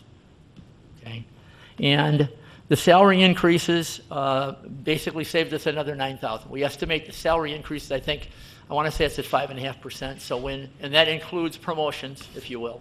So when the pay from one year to the next is less than that, that saves the fund. It doesn't count as more contributions. It just lowers the unfunded liability. It lowers the liabilities of the fund. And then we didn't have any assumption changes, but there were $206,000 in miscellaneous increases, and those were really related to an earlier retirement than our assumption would have called for. And I think also, let me see, for 2014, they actually got it here. Yeah, more on earlier retirements than assumed is what that was. So the net increase, and this is what I reported earlier, was $284,000. And the point I guess I'm trying to make is that if you look at the 4 years, 2011, 12, 13, 14, and if you add up those increases in unfunded liability, you're going to get almost $13 million. And if you add up how much, and this is actuarially again, that the village contribution didn't actuarially support the benefits, you add those up, you get about $900,000. So you can see that's where I have the 70% of the increase in our unfunded liability came from the fact that on an actuarial basis, the funding was not sufficient. Thank you. Anyone else? I have I have a couple questions for you. Just out of curiosity, I've heard that you thought the fund was short 200,000, and I see 692,000. Let's just say it's 200,000. If it was short, pardon? Let's assume for a moment that your actuarial estimates are correct and they're wrong. If it was short $200,000, where would you recommend that $200,000 come from? What I would say, I'd say two things about that. One is that our responsibility really is to tell you what we need for funding, to make you aware of how unfunded we are and what direction we're going in. It's not to tell you how to fund it. It's basically, the comment that I made is that the budget is being balanced basically on the back of the police pension fund. And I realize that money is tight, and I realize all of that. All I'm trying to tell you is my responsibility, the hat I wear, only has to do with the police pension fund. And being a trustee for that. There is one other thing I do want to point out to you, though. One of the additional, initially in your package of supplementary information, there was just a little blurb relative to the state telling us that we had a funding violation. What I did was, in your additional information, I actually gave you a copy of the funding violation and the village's response to the state basically saying, yeah, that's right, we did that, we won't let it happen again. All I'm saying to you is that if that's the case and you're going to turn your back on ever making the retirement fund whole or even trying to look at how much that might be, then I don't see there's any way that you can say we always did what we were supposed to do in terms of funding, because you didn't. Okay, thank you very much. Mr. White, we have a rebuttal to your comments, but I do have a Sure. couple questions before we start. Are you an actuary? I am not. Your 802,000 that you're requesting, Right. is that based on any kind of actuarial It's calculation? the actuarial calculation of that Sander has had, believe it or not, in his book all along, but we got him to put it onto the first page. Okay, and we had to fight to do that because the village administration, through the finance director, was giving us a hard time. But it is a standard one, and in fact, again, if you look at, and I'm not trying to say that IMRF levies at that, because the truth of the matter is that minimum levy really should be normal cost of the pension plus the interest on the unfunded liability, plus you should be amortizing the unfunded liability so you can get down to 90% funding or something. We're not asking for that. We're just saying the minimum should be, don't plan ahead to add to the unfunded liability. Because what's actually going to happen is this, and mark my word, it's going to happen, okay? We're going to have a year where we don't make a lot. You're going to continue funding at this low level, and we'll have another unexpected retirement, and the next thing you know, we added 700,000, and we'll have a, maybe a change in the in the longevity tables, mortality tables, and the next thing you know, you'll be looking at a $10 million deficit instead of a 5. What do you mean by interest on unfunded liability? Okay. The way that pension funds are supposed to be funded is you have an amount that the employee puts in, you have a matching amount that, not matching, but an appropriate amount that the employer puts in. And then what happens is you invest that money, and those three legs together, if you will, those three things, should basically put you at 100% funded. I mean, that's the theory of it. Now, if in fact you start having an unfunded liability, it could be, for example, that we didn't, let's say we put in new mortality tables, and so now our liability is higher.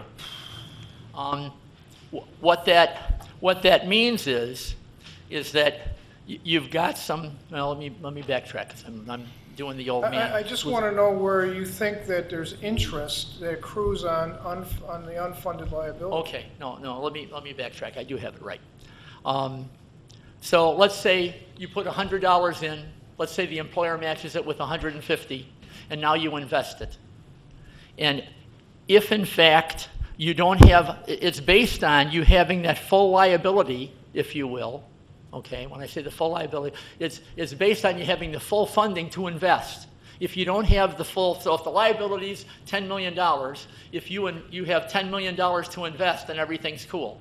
The minute that you don't have $10 million, you only have $9 million, for example, the assumption is you're going to get the interest on the $10 million.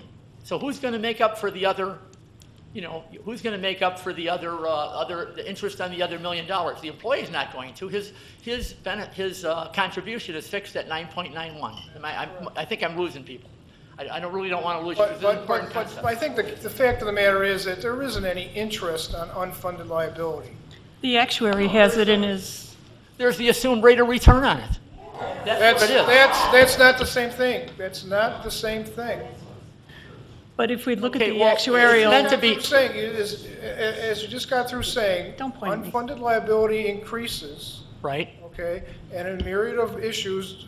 Right. Whether it's salaries, whether it's Right. other things. Right. And we're going to show you and show the residents here in a minute how that actually is the case, that the unfunded liability will increase based on the state reform bill.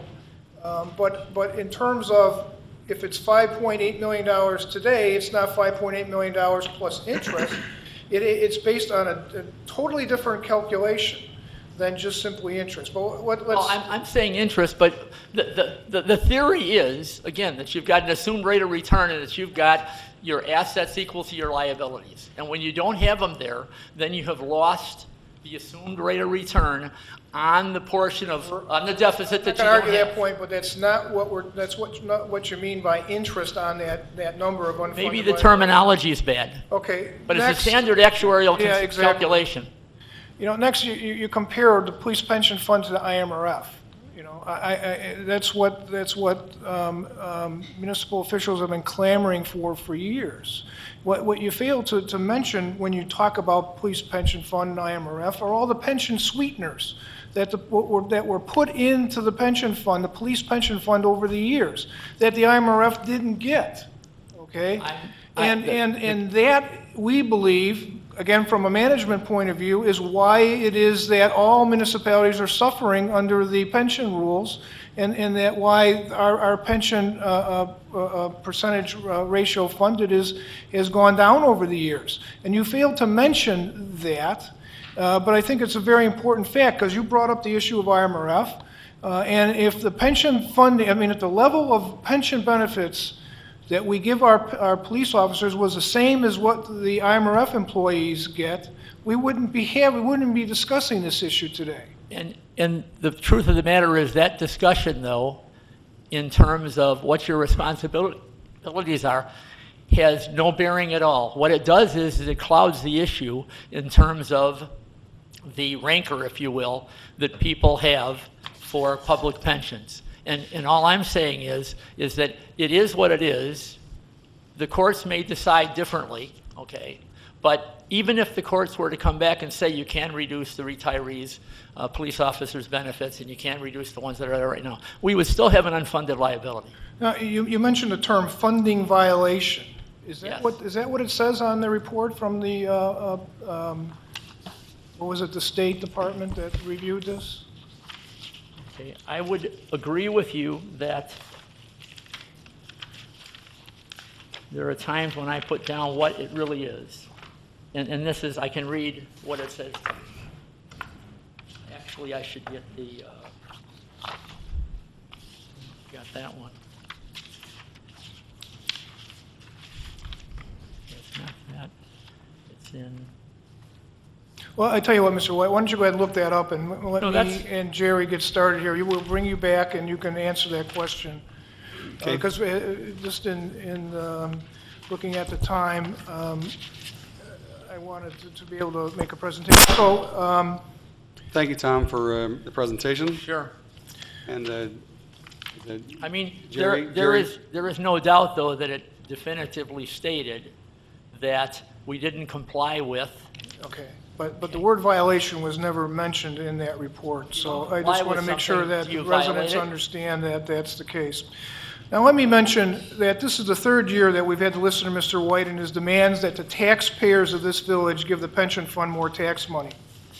Now, ignoring the fact that Mr. White, we believe, makes up his own formulas to determine the funding amount, it's clear to me that his opinions are more aligned with what we'd expect to hear from the union, the police union, and not from our management representative on the police pension fund. The idea that we want to, Mr. White, if you could sit down and Yeah, let Jerry sure. come forward. I do want to say this, And I though. didn't interrupt you during your presentation, please. You can ask any questions when I get through. Be more than happy to do so. Now, yeah, obviously, the unions have a point of view when it comes to funding police pensions. If Mr. Krug, who, you know, I've worked very well with over the years, were to make this presentation, I'd certainly understand where he was coming from. But again, I don't understand why that we're hearing these types of things over and over again from our management representative on the pension fund.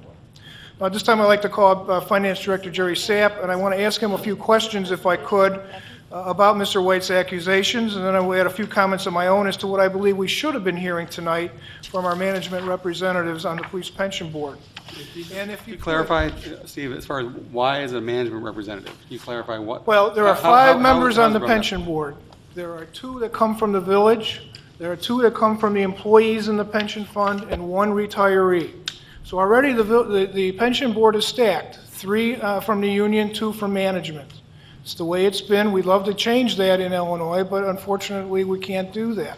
So I think it's very important that the two representatives on the pension board from the village represent the management viewpoint of the village and not the union viewpoint that obviously the employees would have. Now, again, we gave Mr. White an opportunity to make his presentation without interrupting, and I would ask that you would refrain from asking any questions until the end of our presentation. Now, Jerry, I know we debunked this issue last year, but again, Mr. White makes the accusation that the village deliberately underfunded the police pension fund over the years. Is that correct? No, it's not. With the exception of 2010, when we were in the grips of the Great Recession, and we were in pretty dire straits here, and we froze that at the prior level. Every year we have levied an amount sufficient for the actuarial requirement. And as Mr. White indicated, that was the year when we knew the State Tax Reform Act was going to be in place. We anticipated that, and we levied the lower amount. But we did levy for that. We just didn't levy the higher amount. And again, that was because, as you just indicated, we were in dire straits. We were cutting 9 employees, over $1 million out of the general fund budget, and there just wasn't money available unless we were to cut additional services, including potentially laying off police officers. And that's the reason why in that one given year we did not fund the pension fund. And I just want to make a comment for the public as far as the 692,000. I've told Mr. White repeatedly that number, his columns were off, and that is simply not the case. I brought pension board members in individually and told them that was not the case. The numbers were off. Is there any state law that you're aware of that requires the village to pay back any shortfall in the tax levy? No, there's not. What happens if either the tax levy or the amount projected to be generated in investment income doesn't meet projections? Well, the actuarial clock gets reset every year, so you take into account all prior shortfalls and status of the fund, and if any additional dollars is needed to be required, then it makes up in the tax levy. Now, Mr. White mentioned that in the state pension reform law in future years is going to require that not only the tax levy amount, but the full amount, but in years past, that wasn't the case. So again, in the past, for some reason, if the actual amount collected through the tax levy did meet projections in any one given year, the next year's request levy is increased to make up that shortfall? That's correct. Okay. So with this in mind, have we already made up some of these shortfalls that may have occurred in prior years? Yes. Okay. By the way, what was the required amount to fund the pension fund in 2013? $543,678. And how much did the pension fund receive in 2013? $543,678. How about 2012? What was the requirement to fund the pension fund in 2012? $555,623. And how much did the pension fund receive? $555,623. Okay. Now, you heard Mr. White make the accusation that the pension fund is in such dire straits that we have to sell off assets to pay for current operating expenses. Who's responsible for overseeing the management of the day-to-day operating expenses of the pension fund? As a finance director, I am. And as the person responsible for overseeing the payment of the current operating expenses, will you in fact need to sell off assets in order to cover operating expenses this fiscal year? No, we do not. How about next fiscal year? No, our 5-year budget shows that surpluses in operating revenues for all years. Is there a chart that you want to show? Yeah, I'll just run through this. What the pension fund's presentation was incorrect. What they failed to show was an additional almost $300,000 in interest earnings. That's the highlighted yellow line here.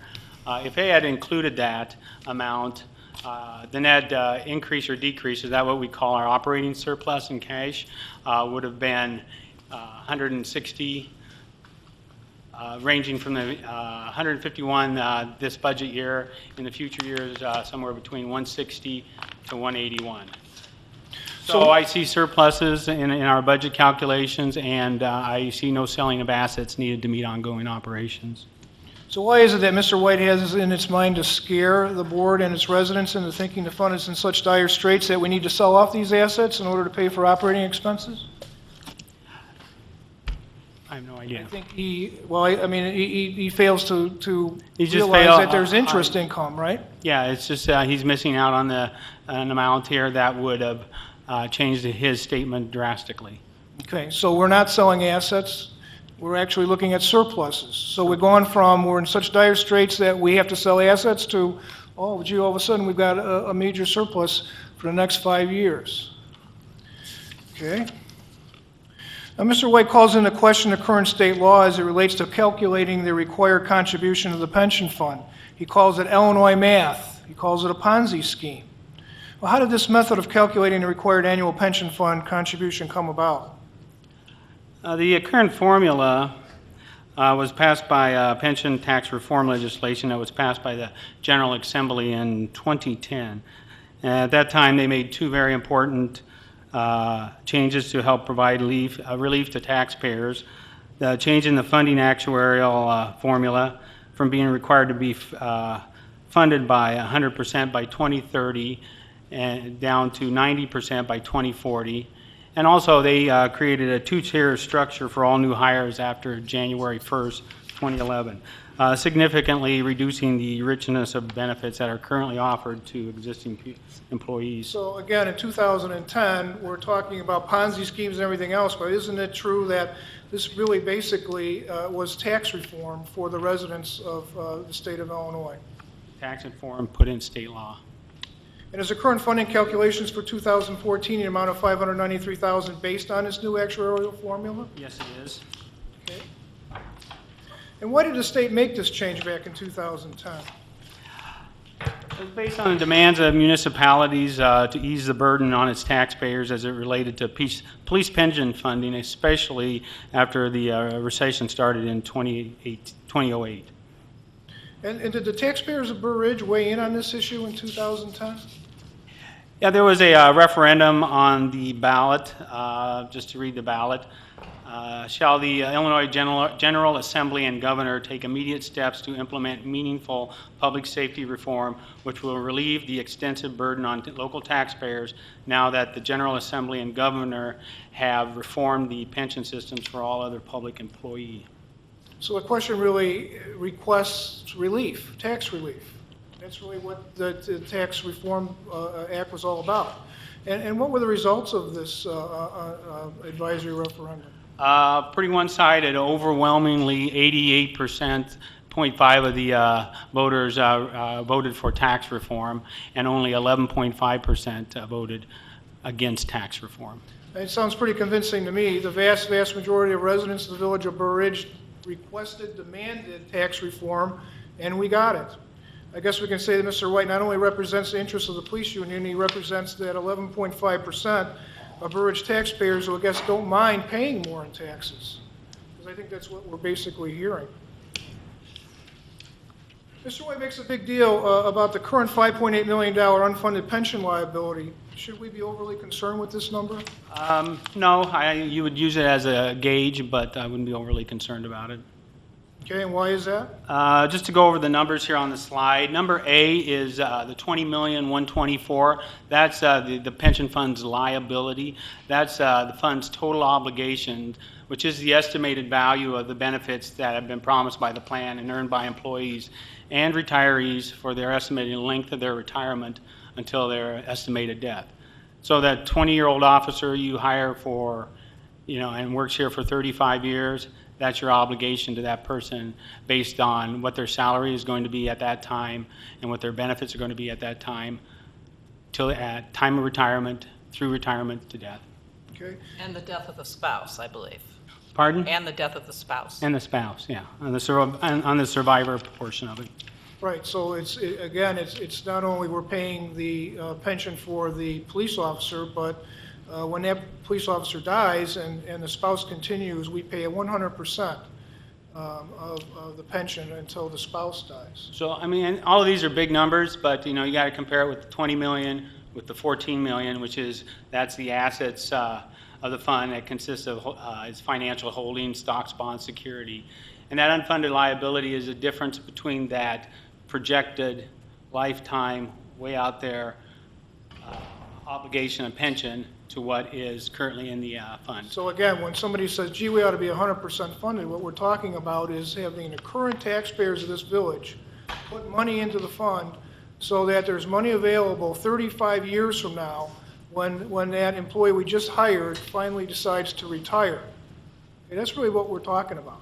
And I would submit to the residents here that that's not required of you as the taxpayers of this village.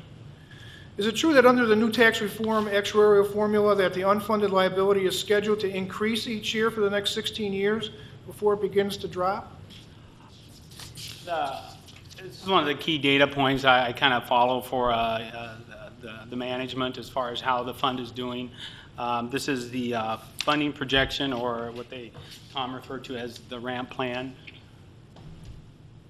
First, the red line there is the actuarial liability. As you can see, that will grow from 20 million all the way up to 49.5 million. The line below it, the green, that is the assets, and that will grow from, in accordance with the liability, 14,341,000 up to 44,560,000, and the number underneath that is what the unfunded liability is. And yes, we're projecting that liability increase all the way up to 8 million, but then go back down to 4.9 million. What I try to look at this chart here on the data in it is on the back end. Is it opening or closing as far as the data points, and making sure, all things being equal, that our tax levy over the year kind of remains that level line at the bottom. So we know through the calculations, and we expect that the unfunded liability will increase. It's scheduled to increase. Yes. But while that's happening, if you look at that last column here, you see that the funding ratio actually increases. Correct. That's the tax reform bill that we clamored for, that residents of this village, that your representatives, that every mayor and manager throughout the state of Illinois requested provide tax relief for municipalities. And it shows, again, a way forward in which to be able to fund the pension system as required over a reasonable period of time. Fully understanding that the unfunded liability will go up. The world will not come to an end when an unfunded liability increases, but it will decrease over time, and we are projected to meet our state required goal of 90% funded by 2040. But let me ask you this question. What happens if in 2040 the village, say, is only 75% funded? Are they going to hunt us all down in our nursing homes and put us in pension fund jail for not making those projections? As long as there's a police department whose members are paying in, pension board that are investing wisely, and residents in 2040 that will pay the taxes on the employer contribution, we will continue. The fund will continue. Now, Mr. White calls it a Ponzi scheme. It must be a pretty good Ponzi scheme because it's always going to continue. There's never going to be a situation where there's not going to be a village of Burr Ridge necessarily, and there's never going to be a situation where if there is a village of Burr Ridge, there's not going to be a police department. And so we're always going to have a police pension fund, and we're always going to be obligated to pay for the pensions for our employees. So that's not going away. But I would submit to you that the residents today don't have to pay any more than what they're required to pay under the tax cap and under the tax reform bill of 2010. Now, by implication, we've heard that Mr. White seems to be disparaging the village's actuary simply because he follows the current state law. Do you feel that somehow we need to replace this person? Well, Sandra Goldstein and Goldstein and Associates been with the pension fund since 1990, long before I was here.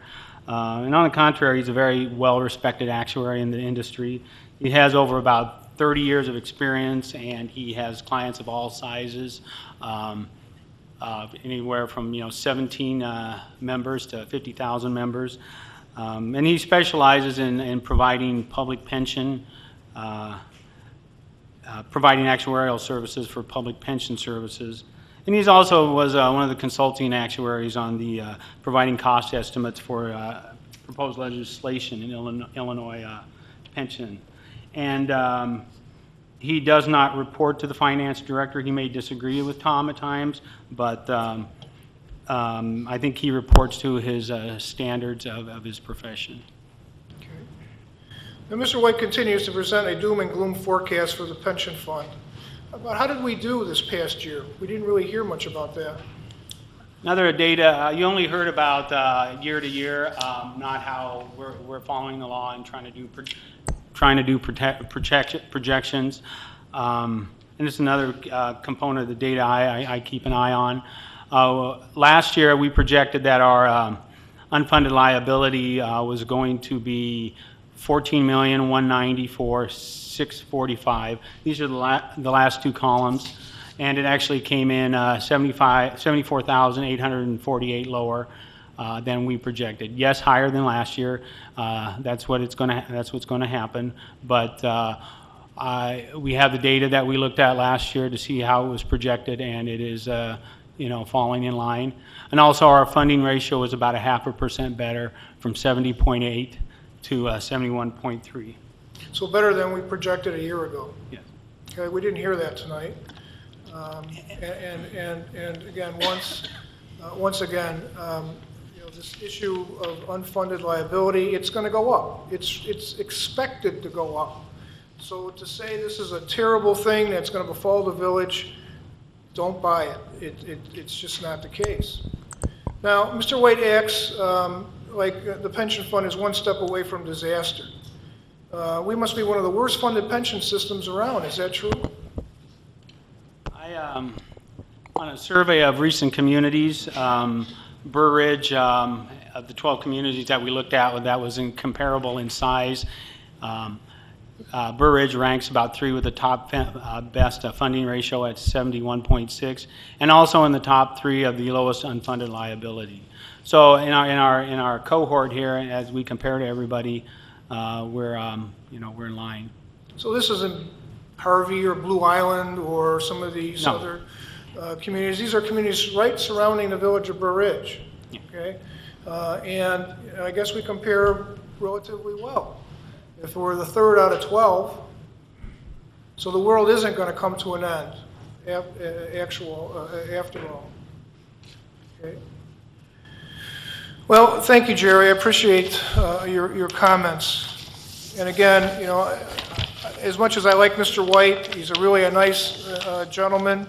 I have to point out once again that I don't agree with Mr. White's demand that the taxpayers of this village pay more than is necessary under the state law to fund the pension system.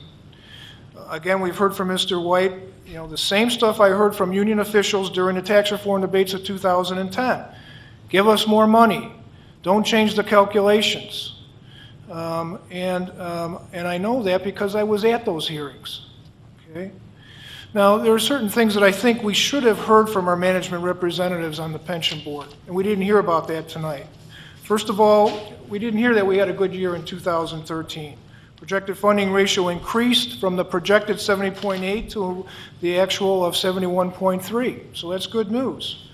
And the increase in the unfunded liability, which we know is going up every year, actually went up $74,848 less than what was projected. We didn't hear that.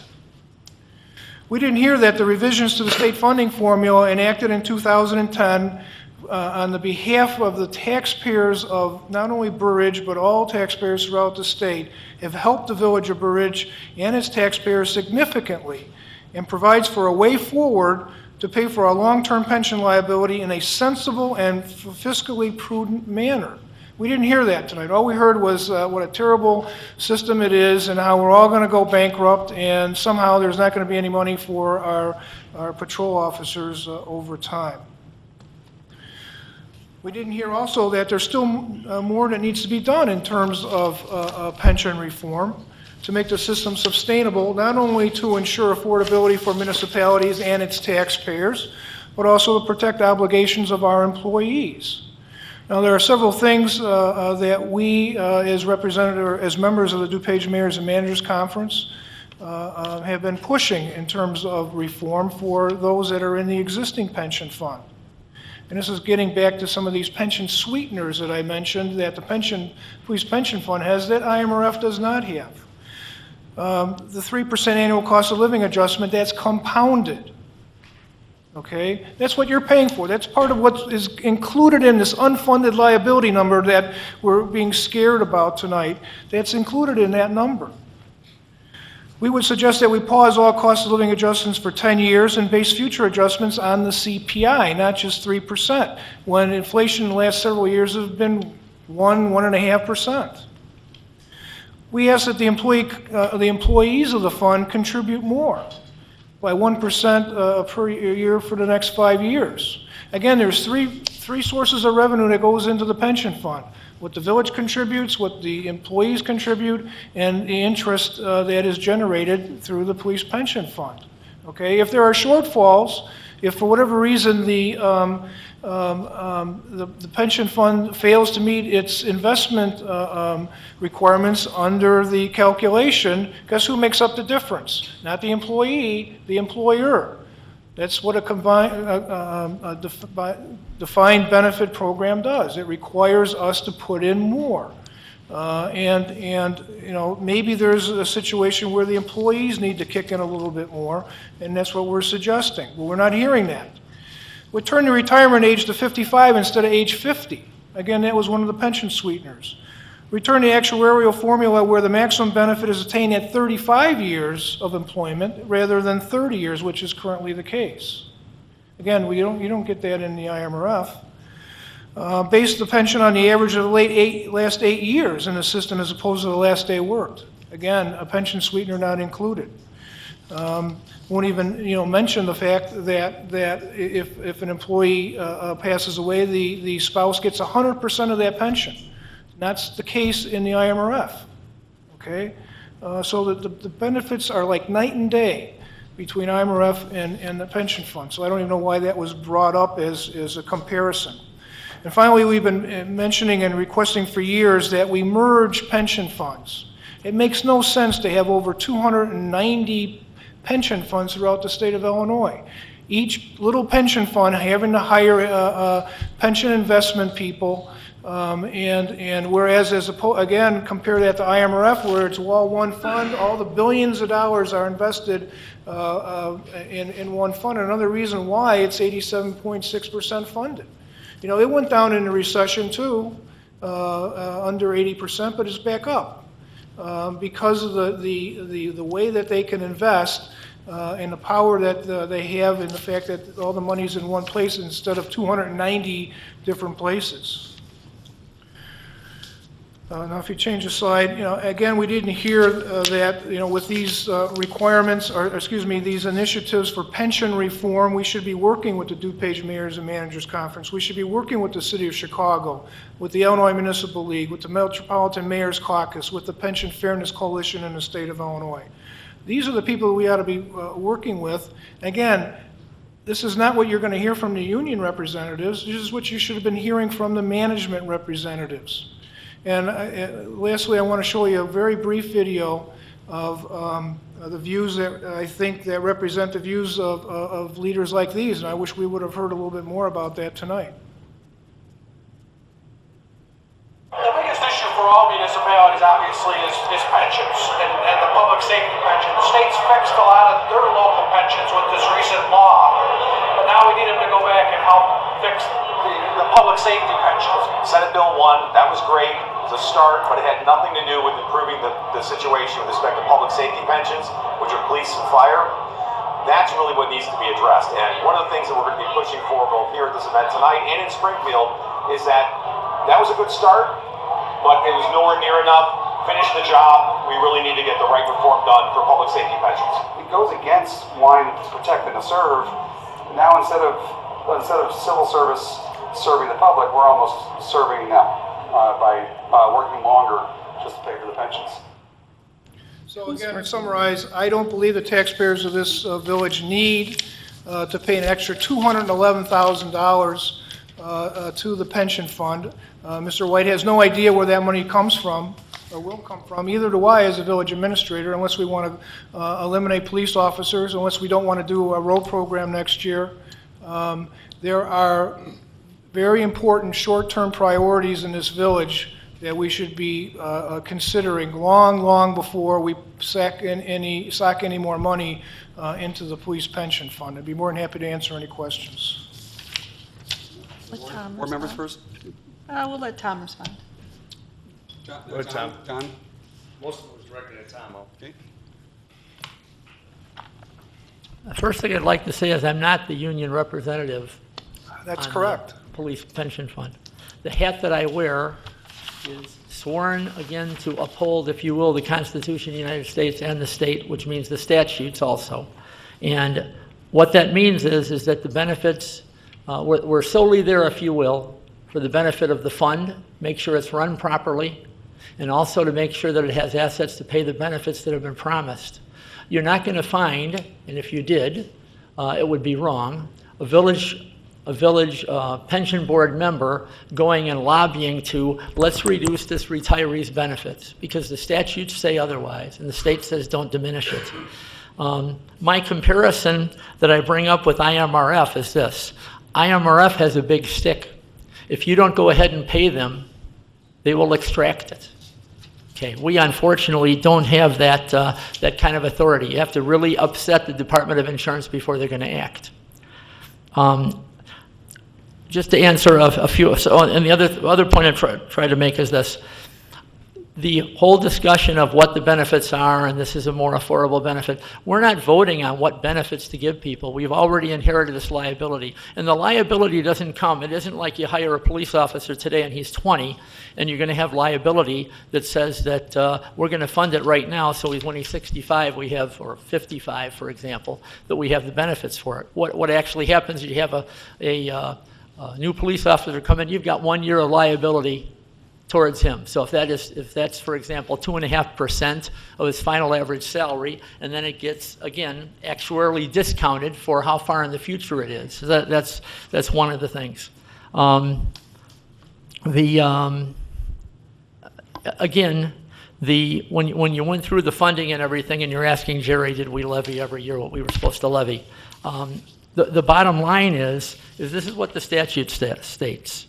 City council or board of trustees of the municipality shall annually levy a tax upon all taxable property of the municipality at the rate on the dollar, which is to produce an amount which, when added to deductions from the salaries of the wages of police officers and revenues available from other sources, will equal a sum sufficient to meet the annual requirement of police pension fund. What that's really saying is the actuary considers what the police officers have put in, considers the liability, and then comes up with that number. You're responsible for funding that number. That's always been there, which really means that when the tax limitation laws took effect, again, you may not have done it purposely, okay? Certainly didn't go and ask a question of Department of Insurance, hey, you know, we levied 400, but we only put in 360, is that okay? But that's still shorting the pension fund. But Mr. White, today, let's talk about today. Let's talk about the funding today, because you're asking for $211,000 more. The requirement that you just talked about, that you just read the definition for, isn't that requirement $593,000? For today, the requirement is $593,000. Not $802,000. No, the actuarially reason, the number based on our financial principle, which is the same principle that the retirement fund that you belong to, IMRF, it's the same number that they would come up for us. And this isn't a Tom White number that Tom White goes and calculates. I'm asking you what the requirement under the state law is for this year for the residents of this village. 593. 593, right. Not 802. And in 2010, it was 704. It wasn't 597. It wasn't the 570 that we got. We need to go back. We argued that right, point. Of course you don't want us to go back. We argued back. that point as to why. And we could spend a lot of time talking about what happened back in 2010 and the reasons for that. I'm talking about today. Well, I'm talking about today I'm recommending a pension levy of 593. You are recommending a levy of 802. And I just want to make sure that everybody understands that at the end of the day, what is required under the state law is the 593 number, not the 802 number. I would be happy if you just do this. Stop saying that the village has funded according to the law for all these years, because they haven't. Okay, that's all I'd like to say on that. A couple other things I'd like to say.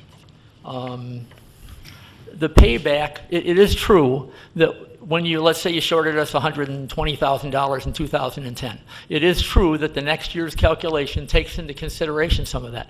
But we're not talking like, oh, it's 110, so give us 50 of it this year and 50 the next. We're talking maybe we got $3,000 of that back, seriously. Okay, so it's not, takes a long time to get all that back.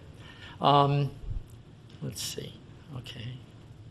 As far as selling off the assets, you talked about, okay, we had interest income, and so, you know, we didn't have to spend that $300,000. That's not a windfall. That $300,000 is money that needs to be in the trust fund to provide, again, the benefits that we're trying to provide for. What I'm talking about is this, and Jerry can go ahead and look at it. You can look at what was the situation with the investment manager last year. Okay, it was something like, okay, we gave him $100,000, then we took away $100,000, then we took another $50,000 or whatever. So the point I'm trying to make is in terms of the actuary, not the actuary, the investment manager, we actually have taken funds from him. Where does he get them from? He gets them from liquidating, or if you will, using some of what you call surplus interest, which really isn't, okay, to go ahead and pay for those. So all I'm saying is it's the case. Well, you just heard from the finance director that does the operating, handles the operating expenses, that assets weren't sold. Well, he didn't look at, what he'd have to look at is the ins and outs from our investment manager. That's what he has to look at. Okay. Okay. Another thing would be, sell off assets. Talked about IMRF. And no one's saying that we should fund 100%. Okay, all I'm saying to you is that at 71% today, the future is not bright. And all that we need is some hiccups. And you're going to see how quick the 71% is going to make it where this body will be sitting here, and, well, maybe you won't be here, maybe I won't be here, but 10 and 15 years from now, there will be police pension tax levies where you have to pay the full amount, and you're going to run into Springfield again to start yet the next Ponzi scheme. So what you're saying, Mr. White, what you just got through saying is that it could happen 10 or 15 years from now, so the current taxpayers today should fund that. No, what I'm saying is this. I'm Not saying the that right now the taxpayers 10 or 15 current years from now, taxpayers but are you're getting a saying break. Today's taxpayers should fund that. No, I'm saying this, that we have an unfunded liability right now, and whenever year we grow it, the current taxpayers are not funding it. That's correct, Okay. based on the calculations that we said is the case. Right. Would you do that with your charge card? It's the state eventually you get to the funding point where formula. It's either the you hit way your maximum- forward. It's the way forward, Mr. White. It's a bad road. It's the road to Armageddon. And again, I understand that would be the union's position. That's on not the union position. It's It is a absolutely trustee the that has a union position. fiduciary responsibility to make It sure is that you realize absolutely the road union you're on. position.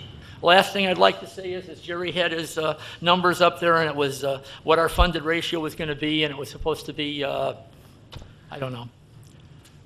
The point is those funded ratios are just like the rest of these pages in here in the projection. They're pretty much worthless. This in 2011 said that we would be at, right now, 73.3. We're at 71.3, 2% less, and we've had really good investment years. Just telling you, it's a mistake. It really is. You can try to wiggle your way out of this as much as you want. Listen to the IMRF actuary. Don't listen to Illinois math, and look at the rest of the book. And you will see. And if you want to have a study session or something, and we can go through the book, I'd be happy to do that with you. And we'll really look at what the Change real the liability. benefits to that of IMRF, and No, we'll be more well, than happy yeah. to look at those numbers. You have the same responsibility as I do, sir. You hire police officers. These are the benefits that they're to receive. That's where you're at. The elephant's in the room, Right. like it or and- not. And we agree on that point, Mr. White. And what I'm saying is that if those changes were made that I pointed out here, the unfunded liability would go down, and there would be additional property tax relief if those things were to occur. If I didn't put so much on my charge card, I wouldn't have to pay so much. I'm sorry. It's a good Anything else, analogy. Mr. White? Thank you. Trustee Maneri? My compliments to Steve. You're a very good wordsmith. When you retire, you can make money in my industry when you collect your pension. It was very good. One thing I will direct at Steve was when he said he wanted someone that shares management's viewpoint. Who is management? You and Mickey? Or is it this board? It's the entire board, and. Well, then Yes. that's my question, because otherwise, if it sounds like you want a puppet. In fact, some of the things that came out tonight were exactly the reason why I want someone like Mr. White. If I'm going for retirement advice, I certainly don't want the manager of my assets to say everything's okay. Don't worry about it. You know, in 40 years when you go to retire, you don't have to worry about what a new car is going to cost. It's going to be okay. We're going to fix it. Now, no one says 100%. I've never said 100%. That's impractical. And I also agree with probably most everybody in this room that we need some sort of pension reform. But that has to happen in Springfield. We all agree to that. Okay. Some of what the past former legislatures agreed to is unsustainable. And we know that. But what the state of Illinois did was kick the can down the road when they couldn't make their payments. Now, if it's such a good plan, why isn't MSNBC here in the state of Illinois and in Springfield saying they've got the plan, Illinois figured it out, and in 2040 they're going to have it all worked out? Because I kind of agree with, you know, that the math was made to fix the scenario that they were in at the time. Provide tax relief for taxpayers. Right. And I'm glad you brought up tax relief, because I think you had asked Mr. White, or your statement was that Mr. White wants the taxpayers to pay more taxes. No. What his statements were tonight that I heard was he wants a larger contribution to the fund. He didn't say anything about raise taxes, Steve, wait. He didn't say raise taxes. He didn't say he wanted to increase from our 2.3 or 3%. He said he wants more funding. And he doesn't know where money's coming from, he just wants. That's not his job, it's our job. It's your job. It's Exactly. Mickey's budget, and it's our job, it's not his job.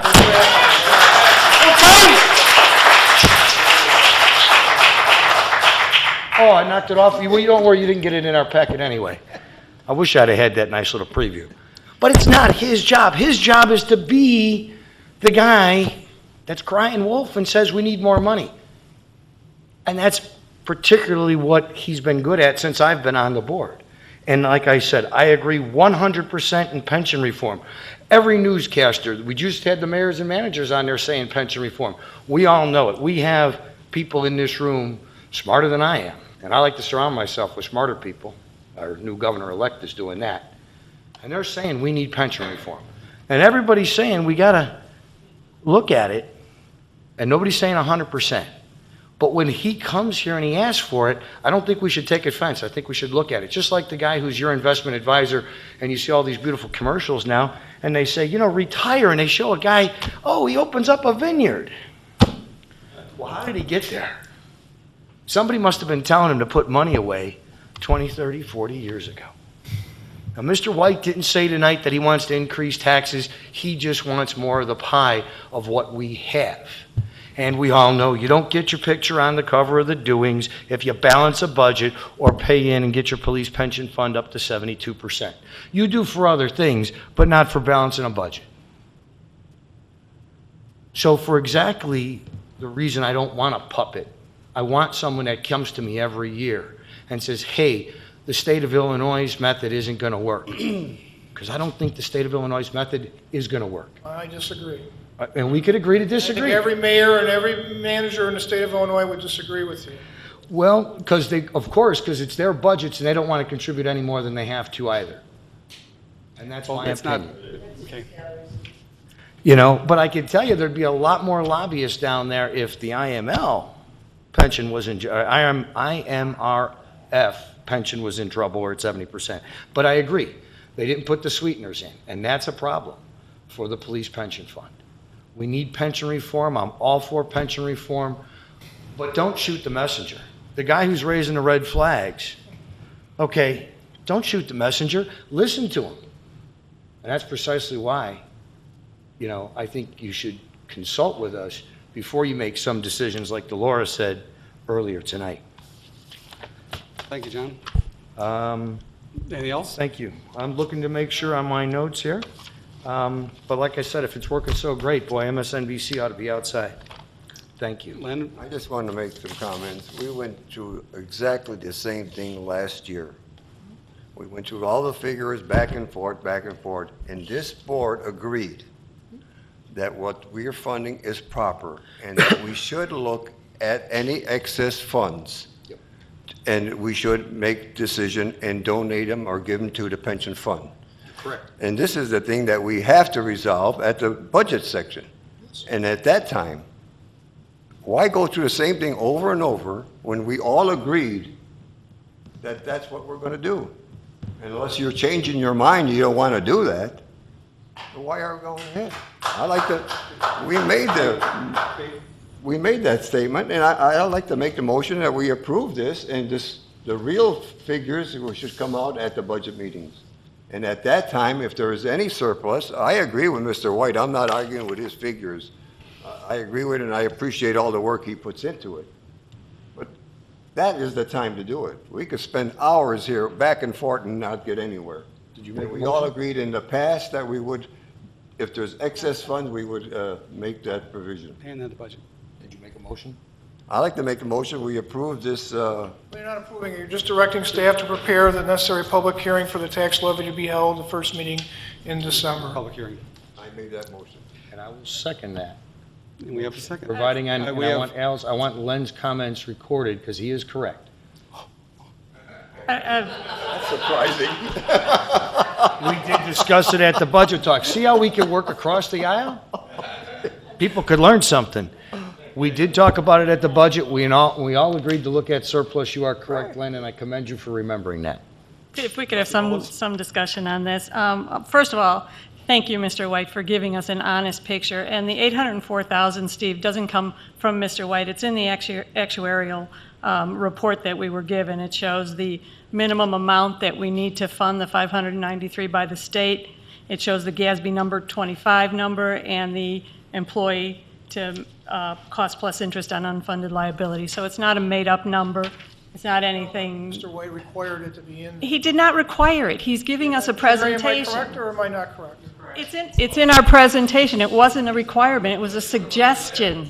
He required it. How can he require it? The man can Wasn't only necessary to suggest. be put in there, he required it. It really is very. We don't need to argue the point. We're not arguing the point. It's just your little show and not giving us the numbers ahead of time in order to be able to digest them isn't fair. But your little show to discredit Mr. White's presentation was not really fair to him either. You,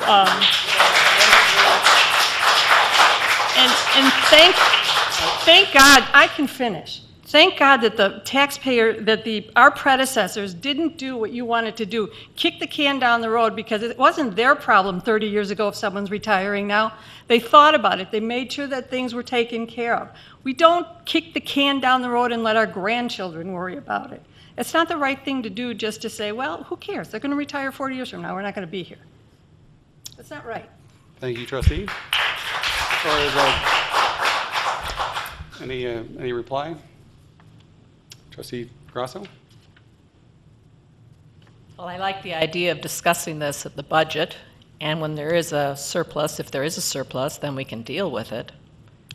But otherwise, we should fund as we are required to fund, and hope in the meantime there is pension reform, since 85% of our voters have asked for pension reform. And then let's hope it works out. But otherwise, nobody has said where this money is going to come from. Let's face it, if we kept having to pay more and more, a greater and greater percent of the pension, wouldn't there be a day where our total liability or our total obligation would be just to the police? They're already, 67% of our budget? I think it's 67%. So Yeah, without the pension reform of 2010, by 2012, 100% of the pension levy, that was at over $1 million that we were looking at earlier on, would have gone just to the pension fund. None of the tax levy that the village would have received would have gone to the general fund. It would have all gone to the pension fund. And then from that year forward, we would have been having to find additional revenues outside the levy to fund the pension fund. That's how bad it was going to be before the Pension Reform Act. So there was absolutely needed back then. And again, we forget very soon, what dire straits the village was in back then, and all the things we had to do to balance the budget.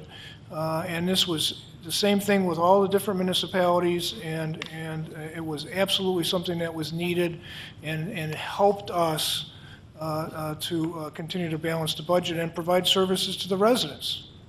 You're right, Steve, but unless there's more reform, what you just described is going to happen in 15, 20 years from now.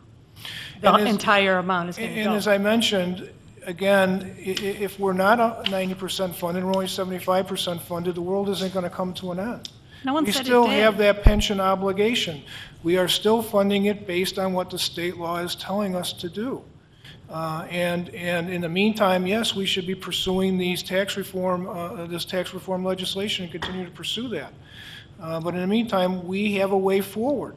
And just because the unfunded liability increases and that number looks really onerous, you can't really put all your eggs in that one basket. You have to understand that it's meant to increase. Can I ask Jerry, what's going to happen with GASB 68? What's that 5.7, 5.8 million going to do to our budget? On GASB 68, that is putting that unfunded, that liability on the books at 20 million. That will, right now, that pension obligation is setting in our notes to our financial statements. So everybody's aware of it. Our bond rating was increased even though it was in there in our notes. What's going to happen, it's going to be in our entity-wide financial statements, and it'll reduce the $325 million net assets. That's everything we own out there, buildings, roads, streets. And it'll reduce that by, that liability, it'll reduce that by 20 million. Right. Yeah. Thank you, Jerry. Any other questions? I'm sorry, Trustee Francis? Yes, thank you. So this is crystal clear to everyone in the room. The $593,000 is the state minimum requirement, correct? Correct. Okay. That's the requirement that's the amount that they require us as a minimum. We can certainly go above that. We can certainly go to the $804,000 if we had the money. But we are meeting the state requirement. We are meeting the bare minimum. It's like you meeting your charge card minimum payment. And you pay, well, if you keep paying that minimum payment, you might pay the charge card off in 23 years. But in the meantime, you continue to charge more money. You continue to have more liabilities so that your minimum payment will go up because your liabilities have gone up and it has to keep pace with it. So to say that we're doing this properly and we're meeting the state minimum requirement and we all should feel good and be able to sleep at night, well, kicking the can down the road isn't going to help us at all. And we need to address this now, and we can address this properly in the budget session. Jerry, you mentioned about kicking the can down the road and comparing it to the credit card. Is that how does that size up to this comparison? Are we realistically, and as a resident, and I'd like to know as well, is this something that we're kicking the can down the road, so that chances are we're never going to fund it, or what?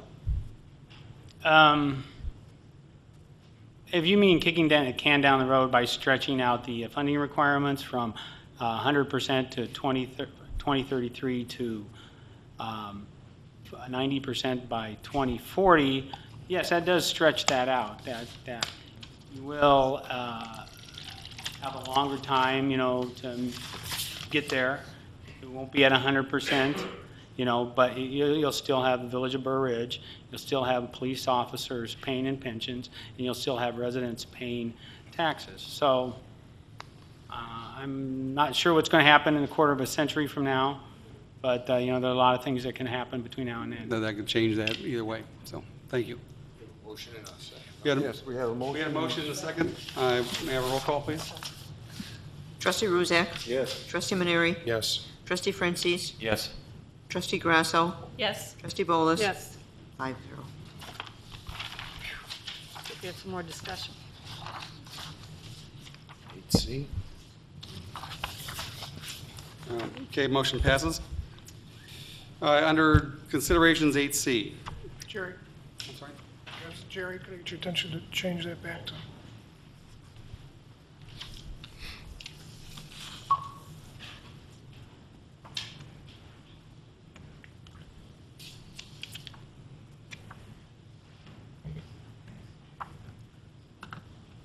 Switch.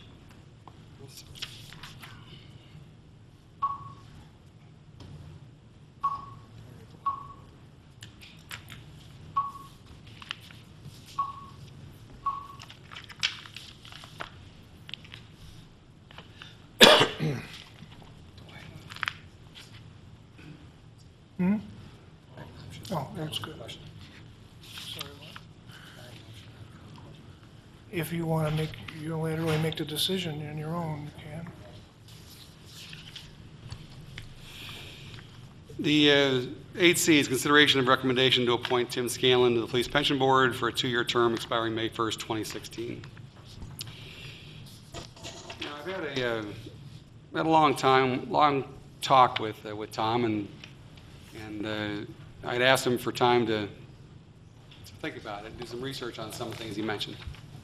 And tonight, I kind of feel the same way. There's things that he said I certainly would like to do some research on, which is what I would recommend.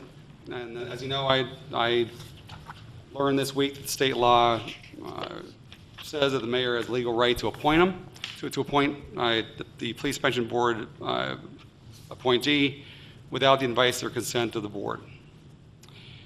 Based on tonight's findings, I would like to have my appointment tabled until next week, give me more time to weigh all the factors and the pros and cons. I vote no. You have people and residents here that came out tonight. I want to hear it.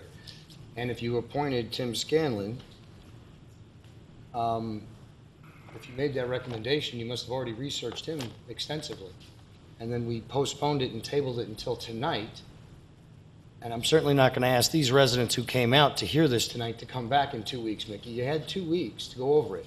In fact, I heard in the newspaper you had an hour-and-a-half meeting or something. So I'm not in agreement with tabling it. Anybody else not in agreement with tabling it? I'm not in agreement with tabling either. I'd like to know what's going to change in 2 weeks. You either know what you're going to do or not going to do at this point. You've met with Mr. White. You obviously have a 5-page resume. You already had it in the paper. You already interviewed him for an hour-and-a-half, I believe. Wasn't there an article in the Doing? Yes, there was, but I think there's, safe to say that there's some other factors that arose tonight. I would like a little more time to think about it, but it sounds like you're not going to give it to me. Is that correct? The residents came out, they're here tonight. You've already been trying this in the newspapers. You've already had it in the newspaper. Residents talked about it. Let's get it out in the open. Go ahead, Mickey. Anyone else? It was a dark day, I will say, on October 27th, when the first time in the history of the village that I can recall, we had to discuss a resident's qualifications. I have former trustees sitting out here in the audience. Never before in the 12 years that I was either appointed or elected did we ever have to discuss someone's personal qualifications on camera. I've been an appointed or an elected official for over a decade. I have served under four elected or acting village presidents, Mickey, and I worked with the past village administrators. With those past mayors I worked with, and they reached across the aisle. I'm appalled at our actions that we had to discuss someone. And I hope this gentleman, and I praised him, and the newspaper was here and heard me praise him, so we can't spin it around. And I praised him for volunteering. But that was a dark day when you did not consult with your board. And again, when it was brought up tonight, you said you were misquoted. When we had Mayor Grasso, when we had Mayor Sodikoff, when we had Mayor Ehrman, they reached out and they worked with their board. They incorporated their board. I'll tell you, last week, I felt that you alienated your board and you do not incorporate it. And tonight, your response was that you were misquoted in the paper after 2 years again. So I'm sorry, it was a dark day, October 27th, that you forced us to talk about someone's recommendations. So let's go ahead with it. I'm against tabling it. We've got all the residents here. Wouldn't they like to hear about it? Oh, there you go. way to play, way to play to the audience. Well, Mickey, you play to the audience every Friday and got to get the last word in your Friday rant. You're the only mayor doing it. Get a hint. Where you want to talk about your fellow board members, you have to get the last word in, and maybe this is why, Mickey, take a hint and look out. There's got to be 50 or 40 people here. For Burr Ridge residents to give up their Monday night and sit here for 2 hours and 50 minutes, it must be important. So get a hint. You just don't get it. Can I make one other comment? And that is that Mr. White, I'm not going. I did not recognize you yet. I want to read something to the members first. There was 15 or 20 residents, but certainly deserve all the credit for being here, and obviously are passionate about how they feel. Yes, they are.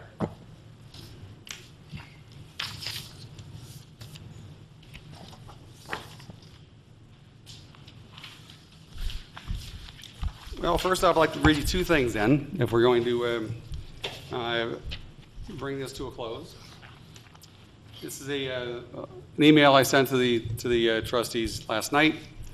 I said, in advance of the board meeting tomorrow night, I thought that I would give you an update of our discussion regarding my appointment to the Police Pension Board. I also thought that you should have even more details of the meeting that were not covered in the newspaper. As you requested and suggested, I interviewed Tom White about his time on the Police Pension Board within days of our last board meeting. This was a good idea. I should have not assumed his lack of effort to reach out and request reappointment as a lack of interest. My mistake and apologies. And besides, it's always a good idea to interview qualified candidates. I was glad to have a chance to talk with Tom at length. As you probably already know, if you read the article, I really enjoyed my conversation with him. He seemed knowledgeable, passionate, congenial, and it's always interesting to hear a person's differing point of view. Tom was very convincing, too, and really seemed to know what he was talking about. The meeting kept stretching longer than the hour that I had blocked off, much longer than the 30 minutes I had hoped for. I allowed it, though, to keep going for over 1.5 hours because we got along very well and we're comparing notes and opinions. It was probably halfway through it that I asked him, in the event that you were not reappointed, would you consider being available for advice, should it ever be necessary? He emphatically replied no, adding that something that about knowing that if he knew it was something he did not have to do, that he would not do the research. I was a bit surprised at that, considering how concerned he acted about the long-term welfare of the village. And I couldn't help but think of that question many trustees asked the Plan Commission applicants. If you weren't selected for this position, would you consider a different one? About that time, I let him know that I appreciate his input and experience. As I was attempting to end the meeting, I let him know that I enjoyed the conversation and compliment him on his command of the numbers and pension jargon. I also let him know that whenever I have a big decision to make, I like to sleep on it. This is truly my modus operandi, and when it comes to certain decisions, especially ones in which I need to do some research, which I would after some of Tom's claims. This seemed like the only prudent thing to do, which I hope you would agree. It was at that time that he practically demanded an answer on the appointment at that moment. After I repeated my sentiment, he insisted and added things that would probably make one of you bristle. About that time, he didn't just infer, but pretty much said that if I didn't reappoint him, that I would be fiscally irresponsible. This is when I asked him, is this a strong-arm close? And if it is, I don't react well to that sort of manipulative threat, and asked him to leave my office. Before the door would come to full closure, he walked back into my office and kept insisting that he get appointed. I asked him to leave again. Even after all that, I was still willing to consider all the pros and cons of his reappointment. Though I also couldn't help but think that after he walked out of my office, if that was the kind of person I would like to have as a fellow board member of a committee. I was still considering him until I received a call from the newspaper reporter telling me of Tom White's accusations and his version of the story. You should know that it was never my intention of making these details public, but after the call from the reporter, he gave me no choice.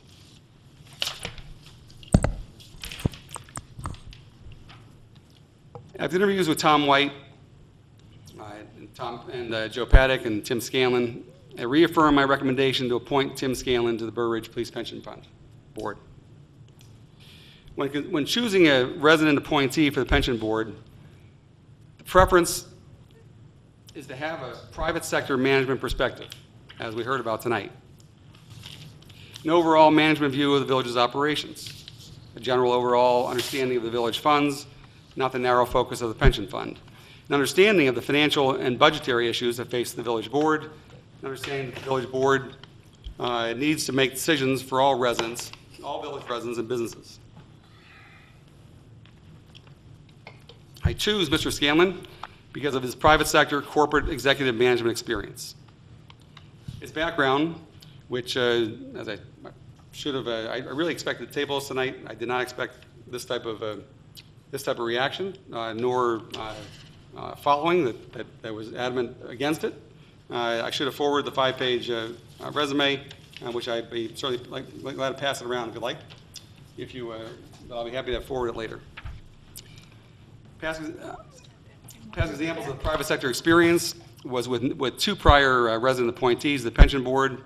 Fred Montgomery was a corporate executive. I was told Sarah Lee, Ron Santo was a corporate executive with MP Financial.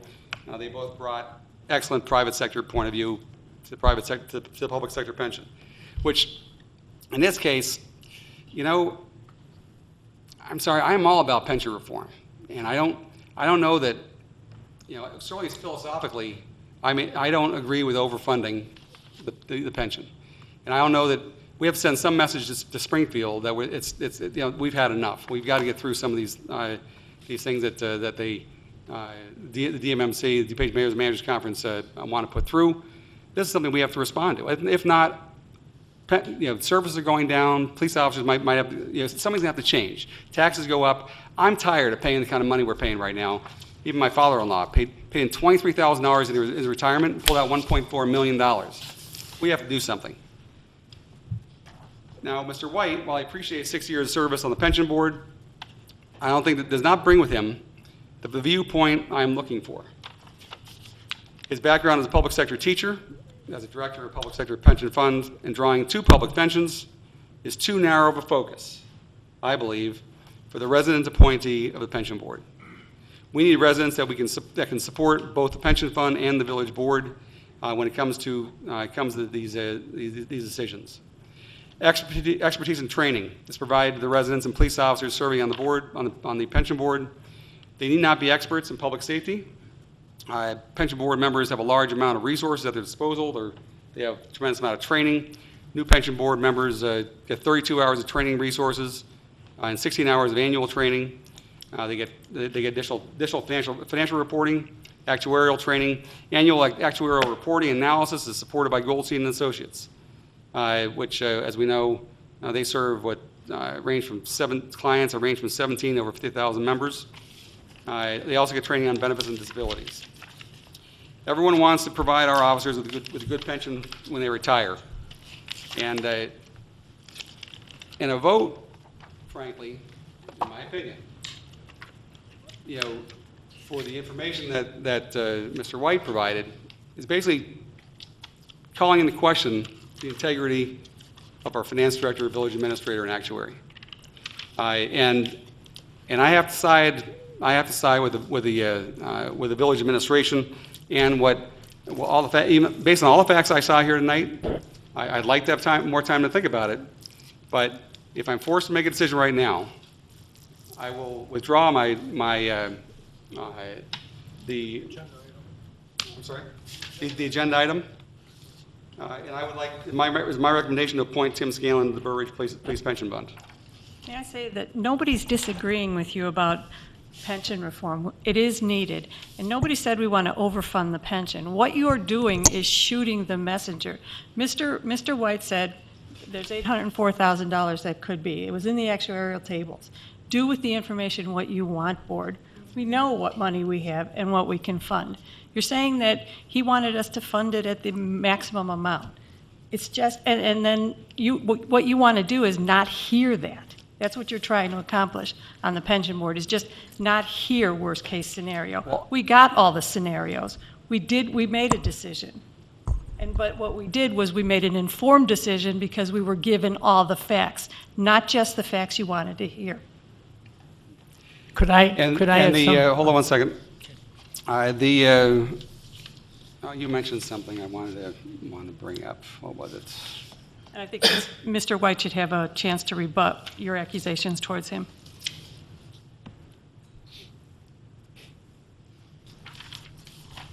Okay, Mr. White? Thank you. The interview that I had with you was interesting. Within the first, I'd say 10 or 15 minutes, we went through that I was a teacher and got a pension. It's not a big one, but for being a teacher, and then from water reclamation. What you explained to me was that I wasn't a civil servant. I was a civil master. Because what was happening was that you were actually the servant because you had to pay my big pension, my public pension. At no point in time did I ever ask you to appoint me. I did give you a 3-pager that said, you know, if you're going to go ahead and view whether I do a good job, or whether I'd be good on the pension system, with the pension fund, you'll look at what we've accomplished, and we as a group. It wasn't just me, but we as a group. That was what I put forward.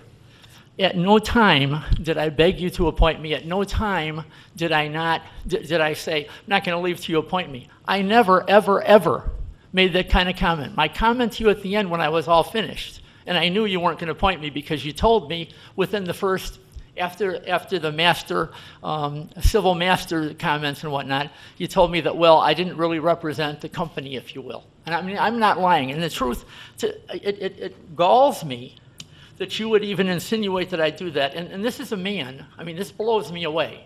Here, let me give you the other thing. He goes ahead and says, okay, you know, Tom White didn't reach out to me, so, you know, I went ahead and sent him an email, and he didn't go ahead and talk about re-upping, so, you know, I just assumed he wasn't interested. Here's his email. Tom, as you know, your term on the Police Pension Board expired back in May. Since there were many Burr Ridge residents that would like to serve the village and who have reached out to express their interest, I felt it was time to give someone else the opportunity to serve and move the village forward. I would like to take this opportunity to thank you for your service to the community as a member of the Police Pension Board over the last 6 years. If you'd like to consider for another volunteer position or board or commission, please let me know. I'll add you to the list. And again, thank you for service in the community. That didn't sound like asking me if I was interested in reading up. Sir, I'll be honest with you. You talk about integrity.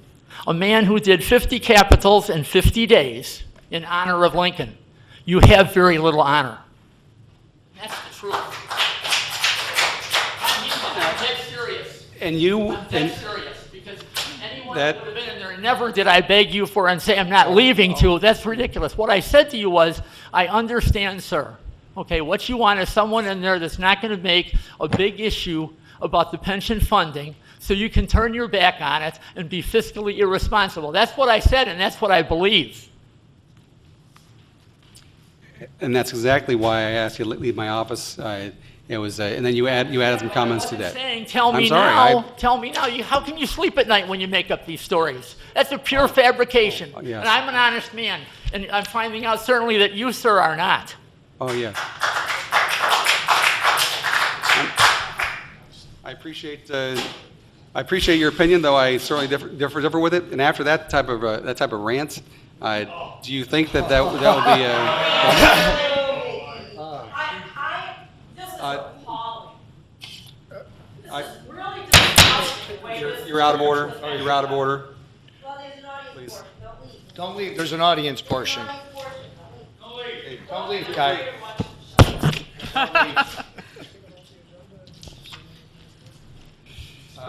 Trustee Francis has his hand up.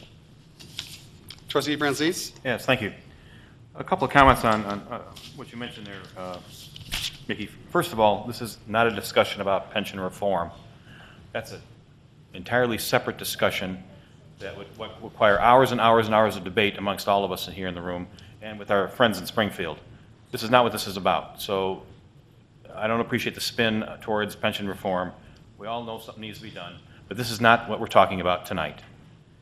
Secondly, you made a point that you said you asked Mr. White if he'd be interested in serving as a consultant or an advisor. Should that ever be necessary? Should we think, well, gee, based on his experience? Can I finish, please? Would that be prudent? I want to find out his level of interest. And you asked if he'd be available to serve as an advisor or a consultant. And you likened that to the trustees asking potential plan commissioners if they would be willing to serve on another committee. And those are two different things, two different elements, not the same. He's here tonight. He's not even a board member, and he's tonight prepared all of this and has volunteered his time, and he's not even a board member. His term expired last May. Actually, according to the Illinois Department of Insurance, I'm a board member until someone is appointed to replace me. So I believe I'm still a board member. I wasn't aware of that. Technically. I wasn't aware of that, but certainly he's out here. I don't think that, for one thing, I don't think. Talking yet.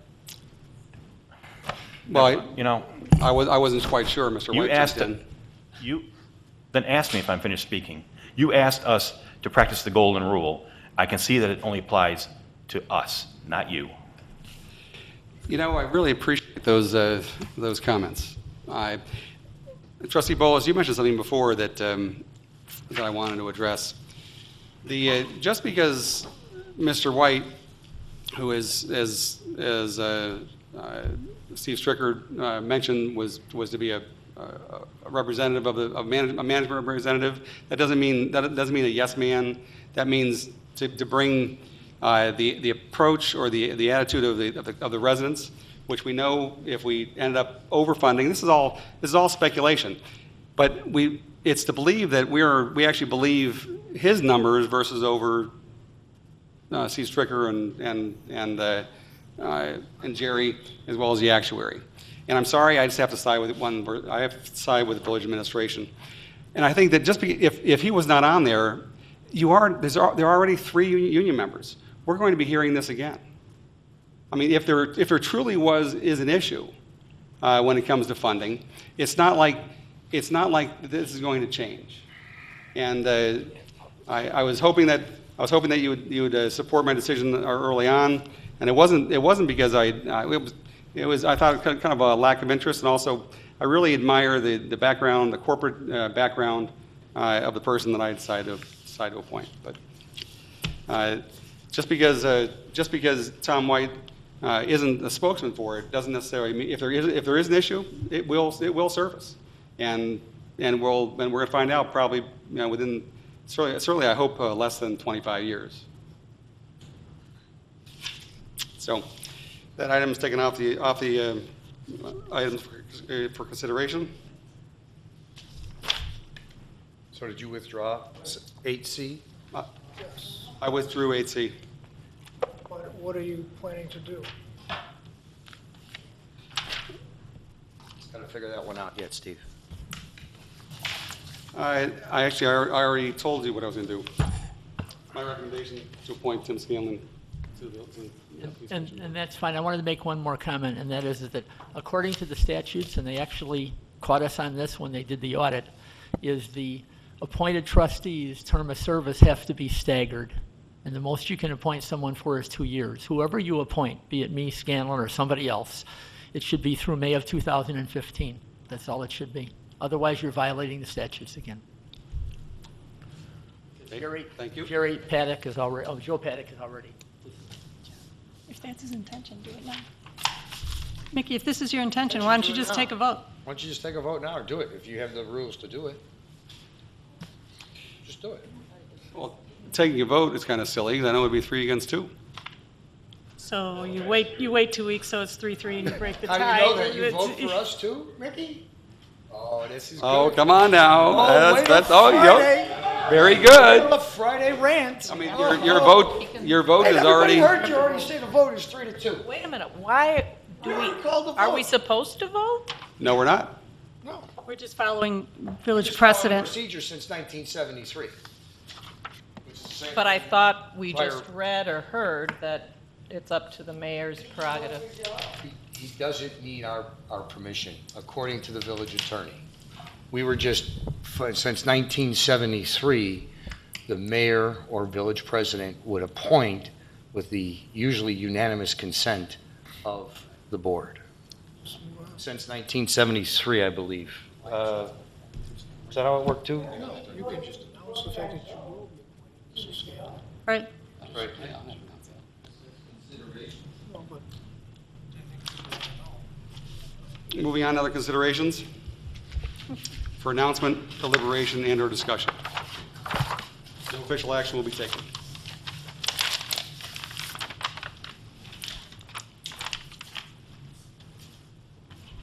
Trustee Francis? Yes, thank you. Was there a resume that was going around here somewhere? It never got to this end of the board. Thank you. We'll get copies of it tomorrow, I was told. Okay. And also, if we can get copies of your presentation, if you could put that on SharePoint. Okay. Audience portion. More audience members that would like to speak up?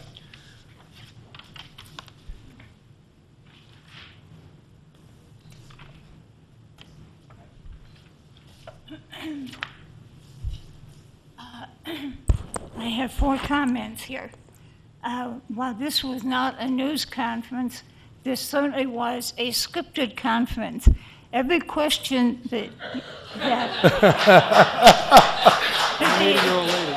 question that the administration asked the finance director, it was all written out, and the answers were all written out, and I saw it sitting there. I said that we were making a presentation. I can't imagine that this board wants to throw Mr. White overboard. Secondly, if there is a higher pension payment, it does not mean higher taxes. The board could consider less spending. And the reason that state and municipalities all over the state, and not only Illinois, are in trouble is that for decades, you all have kicked the can down the road. Thank you.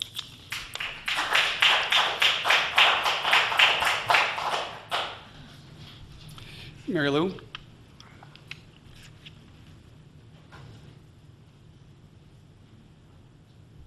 Mary Lou McGurr, I have a question for Jerry. That actuarial value of assets, is that book or market? The 14 million. Have you ever impaired any assets? Impaired any assets? Impaired any assets? No, we have not. In 2008, there were no assets that needed to be impaired? No. You had no mortgage-backed assets? The value that he's giving you is a 5-year smooth value. Okay, so in 2008 to 2010, were there any mortgage-backed assets that had to be impaired in the investment portfolio? I'll have to look for it. 30 years of investment experience. Mr. White is not saying anything that is so outlandish. I managed ERISA money. I manage investment money. I manage an insurance company's portfolio. And not to have any impaired assets between 2008 and 2010, I don't believe that. Everyone had them. Bad banks, bad mortgages. Investment managers were fired over it. Anybody have a 521B for their kids' fund? Not me. Wouldn't put my money in the state of Illinois. No way, Jose. I agree that the years that I've lived in this village since 1980, I've never seen such a bash of somebody who was trying to volunteer. It was relentless. It was rude. It wasn't necessary. And I'm going to say this out loud. Steve Stricker, you do not run this village, but Mayor Mickey, you're making him look like he does. I want you to think for yourself. I want to also know what Jerry Sapp's resume looks like, because he's been the financial director here for 15 years? How many? 20? Since I was on the board. How many, Jerry? I have a degree in accounting from Aurora University. I've served 25 years in government finance, 4 years as the accounting manager at Hanover Park, 2 years as the assistant manager at Kane County, and the last, I almost forgot, 18 years I've been here at Burr Ridge. So I've been around a while. Are you a CPA? No, I'm not. Maybe it's time to review your financial director. Thank you. Ooh. Well, I think we're doing pretty well overall. Noel Hastalis, 6410 St. James Court. I've volunteered as the Burr Ridge Village Treasurer for approximately the last 25 years. Been a resident of the village for about 27 years. And I've attended virtually all of the 100 quarterly police pension board meetings that have taken place over that last 25-year period. I want to thank Tom White, who's been outstanding in his past 6 years' service to the pension board. All our trustees over the years have been excellent, but Tom's contributions have been exceptional. I'm troubled at the acrimonious tone of discussions last year, the last few years, and tonight. The current nearly $6 million pension underfunding is a real liability of the village, unless some unexpected judicial or legislative action occurs to lower it. In fiscal April 2016, this liability will appear on the face of the village's balance sheet. Diane, you asked about the net effect to the balance sheet. Jerry mentioned a $20 million liability. It's actually the net of the underfunding, so it's a net almost $6 million liability. He mentioned a $322 million net worth. I don't have the balance sheet with me. I don't have the exact numbers, but the biggest share of that balance sheet is assets that are capital assets, streets and the fixed of the village. So if you carve that out and just put the more liquid type assets in there, it's a much more significant ratio than just $5 million or $6 million to $322 million. And how it got to be where it is so large is irrelevant. All that matters now is how to fund its payment over the next several years. Every $1 we fund today is a multiples of the $1 that we won't need to fund in future years. I look at the village employees here this evening who are proponents of funding to our bankrupt state of Illinois' mandated minimum. These employees, to my knowledge, don't live in Burr Ridge and neither do their families. So they don't have an up-close and personal mandate to look beyond today's finances. I look at the mayor and the village trustees and all of the rest of us here who are here in this room tonight, including me, and I wonder how many of us and our families will be living here in 15 or 20 years, or will have retired to a Sunbelt state or a condo in Chicago or who knows where else, and how truly personally vested we all are in fulfilling our obligations to future generations of Burr Ridgers by deferring and growing this liability. In my 41-plus year professional career in public accounting as a CPA, I've always tried to work collaboratively with my clients, to positively work to resolve challenges. I look forward to you as responsible Burr Ridge Village fathers to approach the upcoming year with a more open mind and to work with the Police Pension Board to explore ways of increasing its funding. Thank you.